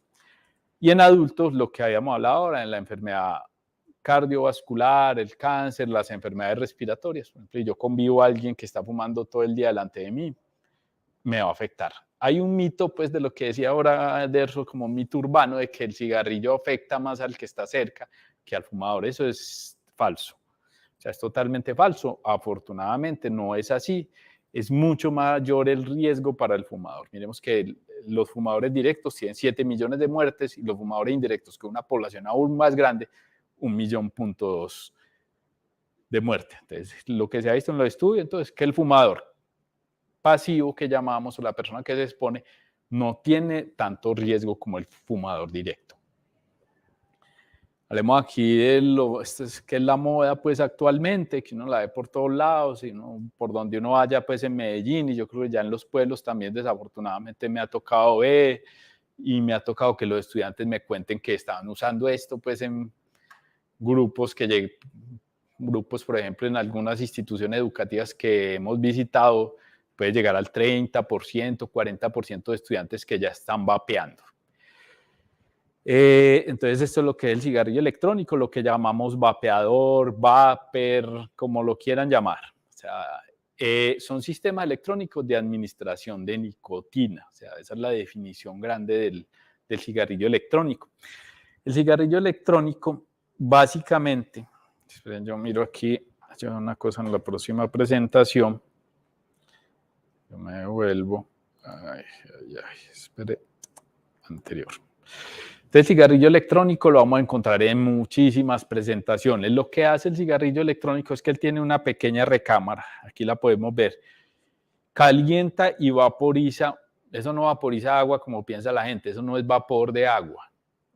Eso es una solución que contiene propilenglicol con glicerina y nicotina. Algunos no tienen nicotina y tienen cannabis, o sea, se usan básicamente esos dos tipos de sustancias, o nicotina o cannabis, marihuana, en el cigarrillo electrónico. Entonces esas son las sustancias que contiene, por ejemplo, un sistema de cigarrillo electrónico. Hay muchos modelos, hay este primero que podemos ver acá, que son desechables. Ahorita les voy a hablar, esto es lo peor pues, que puede haber por el daño ambiental que generan. Cada vez que una persona consume un cigarrillo de esto y lo bota, está botando una pila a la basura que va a contaminar terriblemente. O sea, estos sistemas desechables son lo peor pues, que puede haber desde el punto de vista ambiental. Y ya sistemas mucho más sofisticados como estos, hay otros que son digamos, parcialmente desechables como el Juul, por ejemplo, que tienen una pequeña cápsula aquí que se recambia y se bota, y que se recargan como una memoria USB. Entonces son un sistema muy parecido. Los hijos, de todas maneras, si ustedes tienen hijos, revisen que no vaya a tener una cosita de esas si ustedes estén pensando que es una memoria USB. Listo. Se sabe que no sirve como método de cesación, o sea, eso sí es muy claro, no sirve para que la persona deje fumar y empiece a usar el cigarrillo electrónico, simplemente se genera una nueva adicción. O sea, la persona en general no deja de fumar, sigue fumando cigarrillo y usa el vapor. Entonces aquí uno de los riesgos que es puerta de entrada. ¿Qué es esto? Cuando hablamos de puerta de entrada, estamos hablando de que es un medio, porque la nicotina que contiene el cigarrillo electrónico, por ejemplo, aquí podemos ver un adolescente probando, pues usando esto. Este adolescente se hace adicto, o sea, él empieza a consumirlo, como yo creo que todos han consumido, los que han fumado fue en la juventud, generalmente los fumadores inician consumo en la juventud. Él empieza a consumir el vapor en fiestas, los fines de semana, y va aumentando, o sea, porque la nicotina le va generando la necesidad de aumentar ese consumo. Por eso la nicotina es altamente adictiva. Entonces él va aumentando el consumo y generalmente ya cuando llega a un punto de adicción, que eso puede ser un recorrido normalmente de 1, 2, 3 años, en el cual la persona pasa de vapear una vez a la semana, después igual que el fumador, fumarse una vez a la semana, después ya lo está fumando uno al día, después medio paquete, a los 4 o 5 años está fumando un paquete entero. ¿Por qué? Eso se llama un fenómeno de tolerancia, que la persona tiene que aumentar el consumo de nicotina para sentir el mismo efecto. O sea, eso es un fenómeno a nivel cerebral. Entonces la persona tiene que estar aumentando consumo para que le produzca el mismo efecto placentero y de relajación que esto produce. Entonces los jóvenes, lo que sucede es que empiezan a consumir así, y cuando no tienen acceso, o sea, cuando no pueden comprar ya el vapor, por cualquier razón, ¿qué hacen? Van a la tienda y se compran un cigarrillo y ya siguen fumando cigarrillo tradicional. Por eso sí que es puerta de entrada. Los riesgos que tiene el cigarrillo electrónico, básicamente los que se conocen grandes son 4. Entonces, el propilenglicol, que es la sustancia pues, que se usa, el vaporcito que se forma en el cigarrillo electrónico, viene del propilenglicol.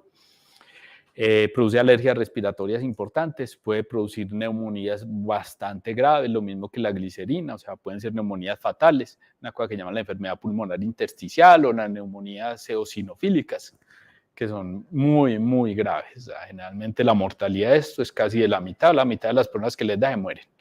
No hay tratamientos como satisfactorios para estas enfermedades. En las embarazadas, problemas a nivel del feto. Y en los adolescentes, que es la población que lo más lo consume, desafortunadamente, entonces podemos ver que afecta el desarrollo cerebral. O sea, el adolescente, que precisamente es el que está más adicto a este tipo de sustancias en la población que más lo está usando, le puede afectar a nivel cerebral. Daños ambientales. Entonces, aquí hay una cosa, esto que pongo aquí entre comillas es del director de promoción de la Organización Mundial de la Salud. Nos habla que el cigarrillo es una de las sustancias más contaminantes que existen. O sea, el cigarrillo tanto electrónico como el cigarrillo tradicional producen una contaminación que va desde el cultivo, la producción, hasta el manejo pues, de todos los desperdicios de esta sustancia. Entonces, el daño ambiental que genera el cigarrillo electrónico es muy, muy importante a nivel del mundo. Y aquí podemos ver, por ejemplo, este es el esquema de un cigarrillo de los que yo les hablé, que es un cigarrillo desechable, un cigarrillo electrónico desechable. Aquí podemos ver, este cigarrillo tiene una batería. Imaginen, entonces usted cada vez que la persona fuma una cosa de esta, va a botar una batería a la basura, y todos sabemos que las pilas contaminan terriblemente, tienen una cantidad de sustancias químicas, tiene un microprocesador que contamina también, tiene un sistema que calienta y un pequeño cartucho. Todas esas son puras sustancias contaminantes las que contiene un cigarrillo electrónico, y la mayoría de las veces no existe un reciclaje de estos sistemas. Hablemos de otro de los sistemas, se llama el IQOS o IQOS, como lo quieran llamar. Este es un sistema, esto no es cigarrillo electrónico, o sea, a la gente la engañan, a veces le dicen, no, es cigarrillo electrónico, eso sirve para dejar de fumar, el IQOS. Vemos que es este aparatico, uno lo ve con bastante frecuencia. Se llaman productos del tabaco calentado. Esto quema cigarrillo como el cigarrillo que usted fuma de manera tradicional. Entonces, por ejemplo, aquí hay un estudio comparando los cancerígenos que contiene un IQOS. Y aquí podemos observar la cantidad de cancerígenos que tiene el IQOS, y esa es la que tiene un cigarrillo tradicional. O sea, prácticamente es casi igual. O sea, yo cuando estoy fumando IQOS me estoy sometiendo casi al mismo riesgo prácticamente de un fumador de cigarrillo tradicional. Estos tienen una pequeña, esto aquí que podemos ver, ese es como el HID, esos son como los pequeños cigarrillos que se colocan en esta parte. Esto tiene una resistencia aquí que va quemando el cigarrillo y la persona aspira. O sea, prácticamente es un sistema muy, muy parecido o igual al del cigarrillo tradicional, solo que funciona a una temperatura menor, a 350 grados. El cigarrillo tradicional cuando quema más o menos son 1000 grados en la parte donde hay la combustión. Otra de las cosas, la narguile o pipa de agua. Digamos que este no es un consumo tan habitual, no es un consumo tan común en los adolescentes, entre nuestra población. Afortunadamente, básicamente se ve en bares o en sitios cerrados. Muchas personas, no sé si alguno ha tenido la experiencia, se queman aquí un tabaco y aspiran por un montón de pipas o de mangueras. Acá, por aquí alguien se está riendo, yo me imagino que lo ha usado. Entonces, bueno, entonces aquí hay una zona, una recámara donde se quema el tabaco. Entonces, se quema el tabaco, las personas aspiran, entonces baja por acá y pasa por una trampa de agua, se llama, como por una jarrita llena de agua. Y los estudios que ha hecho la OMS es que este paso del humo por el agua no genera ningún efecto protector, o sea, absolutamente. O sea, cuando pasa este humo por el agua, todas las sustancias cancerígenas que tiene y sustancias pues, que producen daño del tabaco, la persona lo va a aspirar tal cual. Prácticamente es como fumar, digamos, un piel roja sin filtro, más o menos el equivalente. Yo no sé, los que conocieron alguna vez ese tipo de cigarrillos. Aquí hay otro tema importante, es el de la contaminación del aire. Entonces vamos a ver que estos son temas que antes no nos afectaban, pero ya en todas las grandes ciudades y como les dije en los pueblos de Antioquia que sean pueblos, por ejemplo, en medio de carreteras, que son casi todos, desafortunadamente, la contaminación del aire tiene un impacto importante en la mortalidad, más o menos 1.5 millones de muertes anuales. Aquí yo creo que a todos nos ha tocado que en el área metropolitana tengamos emergencias ambientales y que no podemos sacar el carro, que no podemos sacar la moto, que todos a montar bicicleta, andar a pie, montar en bus. Y eso tiene su razón de ser. O sea, cuando hay esos picos de contaminación se aumentan las mortalidades. O sea, no es algo gratis ni se lo inventó el gobierno pues para no dejarnos salir de la casa, no, absolutamente. O sea, esto se evidencia y está muy claro que cuando estos picos de contaminación se aumentan los ingresos, por ejemplo, a urgencias de personas asmáticas, de personas con EPOC y los infartos. Ese es un efecto inmediato, es un efecto casi que se produce el pico de contaminación y inmediatamente se aumenta la mortalidad por estas cosas. Entonces, ¿cómo se produce esto? Hay una cosa que llama el material particulado. Entonces, aquí podemos ver los tipos de tamaños. Hay unas, digamos, más grandes, otros más pequeños. Yo creo que todos hemos oído esto del PM1 al 5, de todas estas medidas de material particulado, que es lo que miden pues, en estas estaciones de monitoreo. Entonces, las más pequeñitas, por ejemplo, este PM menor de 1, material particulado menor de 1 micra, ingresa a través de los pulmones y pasa al flujo sanguíneo y ahí hace de todo. O sea, es directo el efecto. Entonces, ese es como digamos, el mecanismo por el cual este tipo de sustancias pues, del aire nos afecta bastante. ¿Qué está comprobado pues, actualmente en contaminación del aire? Que estamos ya seguros de que es un problema. Entonces, produce infarto, enfermedad cerebrovascular, aumenta el riesgo. Aumenta el riesgo de EPOC, de enfermedad pulmonar obstructiva crónica, inclusive en personas que se exponen demasiado, puede llegar a ser la causa de tener problemas pulmonares, personas que nunca han fumado, nunca han cocinado con leña, y van al médico y resultan con un EPOC, están asfixiados, con un montón de problemas y resultan que tienen un EPOC y nunca habían tenido una exposición a otros factores de riesgo.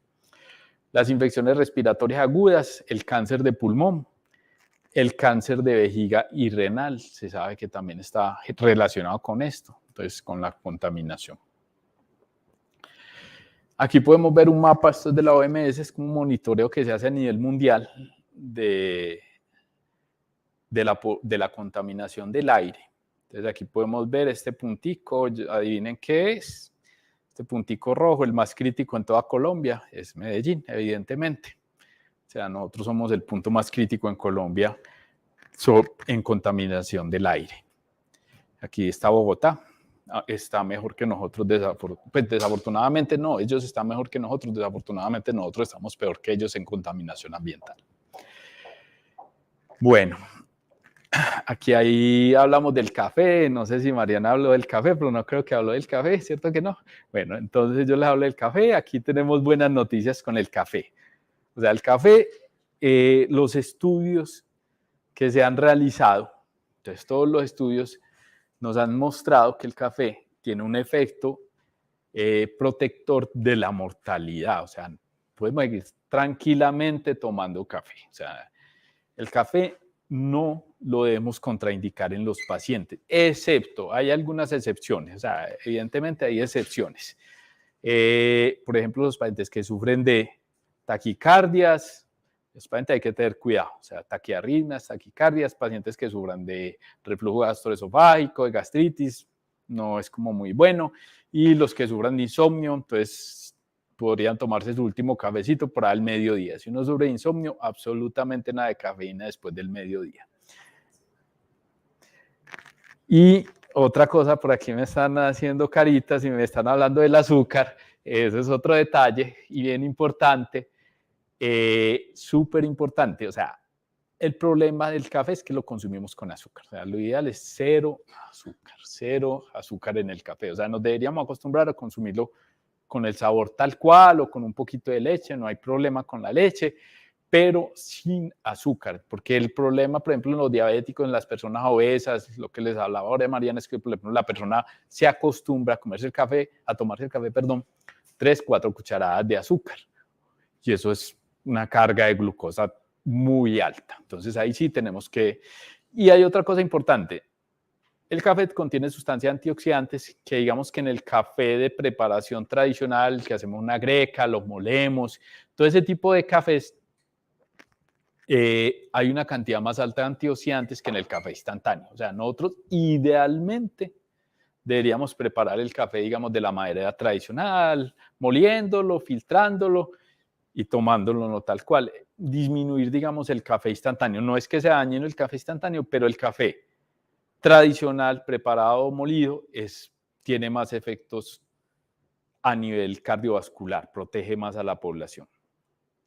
Entonces ya aquí les agradezco pues como por la atención, espero que les haya servido de algo, pues este trabajo en factores de riesgo cardiovascular es súper importante, no es solo lo que debemos, o sea, no es solo algo que debamos trabajar con nuestros pacientes y con los usuarios pues de las IPS, todo este tipo de cosas, sino que es algo que debemos manejar personal, o sea, si usted quiere pues mejorar su vida, y evitar ciertos riesgos, y además que usted va a ser el ejemplo, por ejemplo, usted es el médico del pueblo y fuma, está gordito, bebe en el bar pues todos los días, probablemente no le vayan a hacer mucho caso los pacientes respecto a sus recomendaciones. Y se ha observado inclusive que los médicos que fuman, por ejemplo, poco recomiendan el dejar de fumar a los pacientes. Bueno, ya eso hay estudios sobre todos esos temas. Entonces, yo creo que una pequeña sección de preguntas, Excelente, doctor Juan Ignacio. Pues más que preguntas, lo comentaban algunos de colegas por acá por interno y usted lo mencionaba en ese comportamiento, que las enfermedades crónicas no transmisibles causan alrededor de 41 millones de muertes en el año, ¿cierto? O sea que prácticamente en estas 2 horas del streaming hay un alto riesgo de que 9 personas hayan fallecido por las enfermedades crónicas no transmisibles. Complejo cuando en el Plan de Desarrollo Unidos por la Vida de nuestro actual gobernador tiene como premisa esa línea 4, nuestra vida, y que usted lo mencionaba, que todo el componente de enfermedades crónicas no transmisibles están ahí en ese bienestar activo y saludable para Antioquia. Nosotros quisiera que para cerrar ya este espacio pudiera darnos unas recomendaciones puntuales enfocadas a esas condiciones de ¿qué? De prevención de riesgos. Lo mencionaba usted ahora, uno, asuma la responsabilidad de su salud, desde el componente primero individual y posteriormente desde el ejercicio que en estos momentos hay todas las personas que estuvieron invitadas, equipo asistencial, equipos básicos en salud, pero hay agentes educativos comunitarios, docentes. Entonces, que podamos reconocer, hacer un derrotero de eso que usted mencionaba, conozca los riesgos, cambios terapéuticos en el estilo de vida y puntualizar para cerrar ya el espacio, porque las preguntas las fuiste resolviendo a medida que hiciste tu intervención. Listo.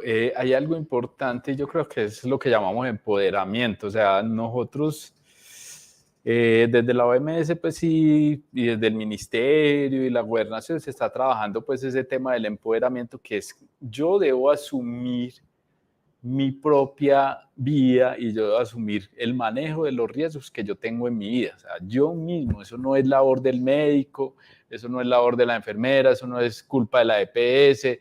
O sea, yo tengo que empoderarme de todos esos factores de riesgo, yo tengo que tener un estilo de vida saludable si no quiero enfermarme y debo hacer una labor importante en mi vida. O sea, yo tengo que llevar un estilo de vida saludable si yo quiero vivir bien. Si no, uno en parte va a tenerse a las consecuencias. Después digamos que usted va a tener que ir donde el médico, a los programas, a muchas cosas, pero las enfermedades crónicas en general no se curan. O sea, como el nombre lo dice, son crónicas, no tienen cura, simplemente tienen un control. Y después de que a la persona le da, por ejemplo, una diabetes, va a ser muy complejo. Después de que le da una hipertensión en general, diabetes, hipertensión, el tratamiento es para toda la vida. Lo mismo que los problemas del colesterol, todo este tipo, las dislipidemias que llamamos los médicos, eso es para toda la vida.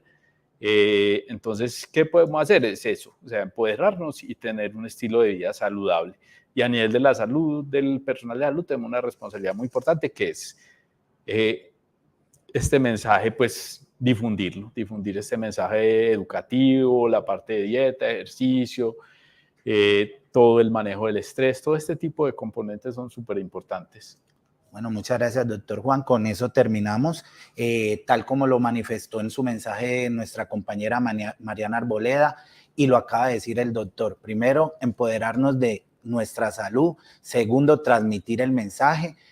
En primera sesión hablamos de todas esas guías alimentarias para la población colombiana, apropiémoslas, generémoslas en nuestros procesos de educación alimentaria y nutricional y en los procesos de alfabetización y todo lo que acaba el compañero Juan de socializarnos, también apropiémoslo, reducción del estrés, realización de actividad física, cambios terapéuticos en el estilo de vida y así vamos a disminuir esas cifras en relación a las enfermedades crónicas no transmisibles y vamos a pasar de ser uno de los departamentos y hasta probablemente Medellín, uno de los municipios que mayor incidencia tienen de estas desde ese componente de la promoción y la prevención.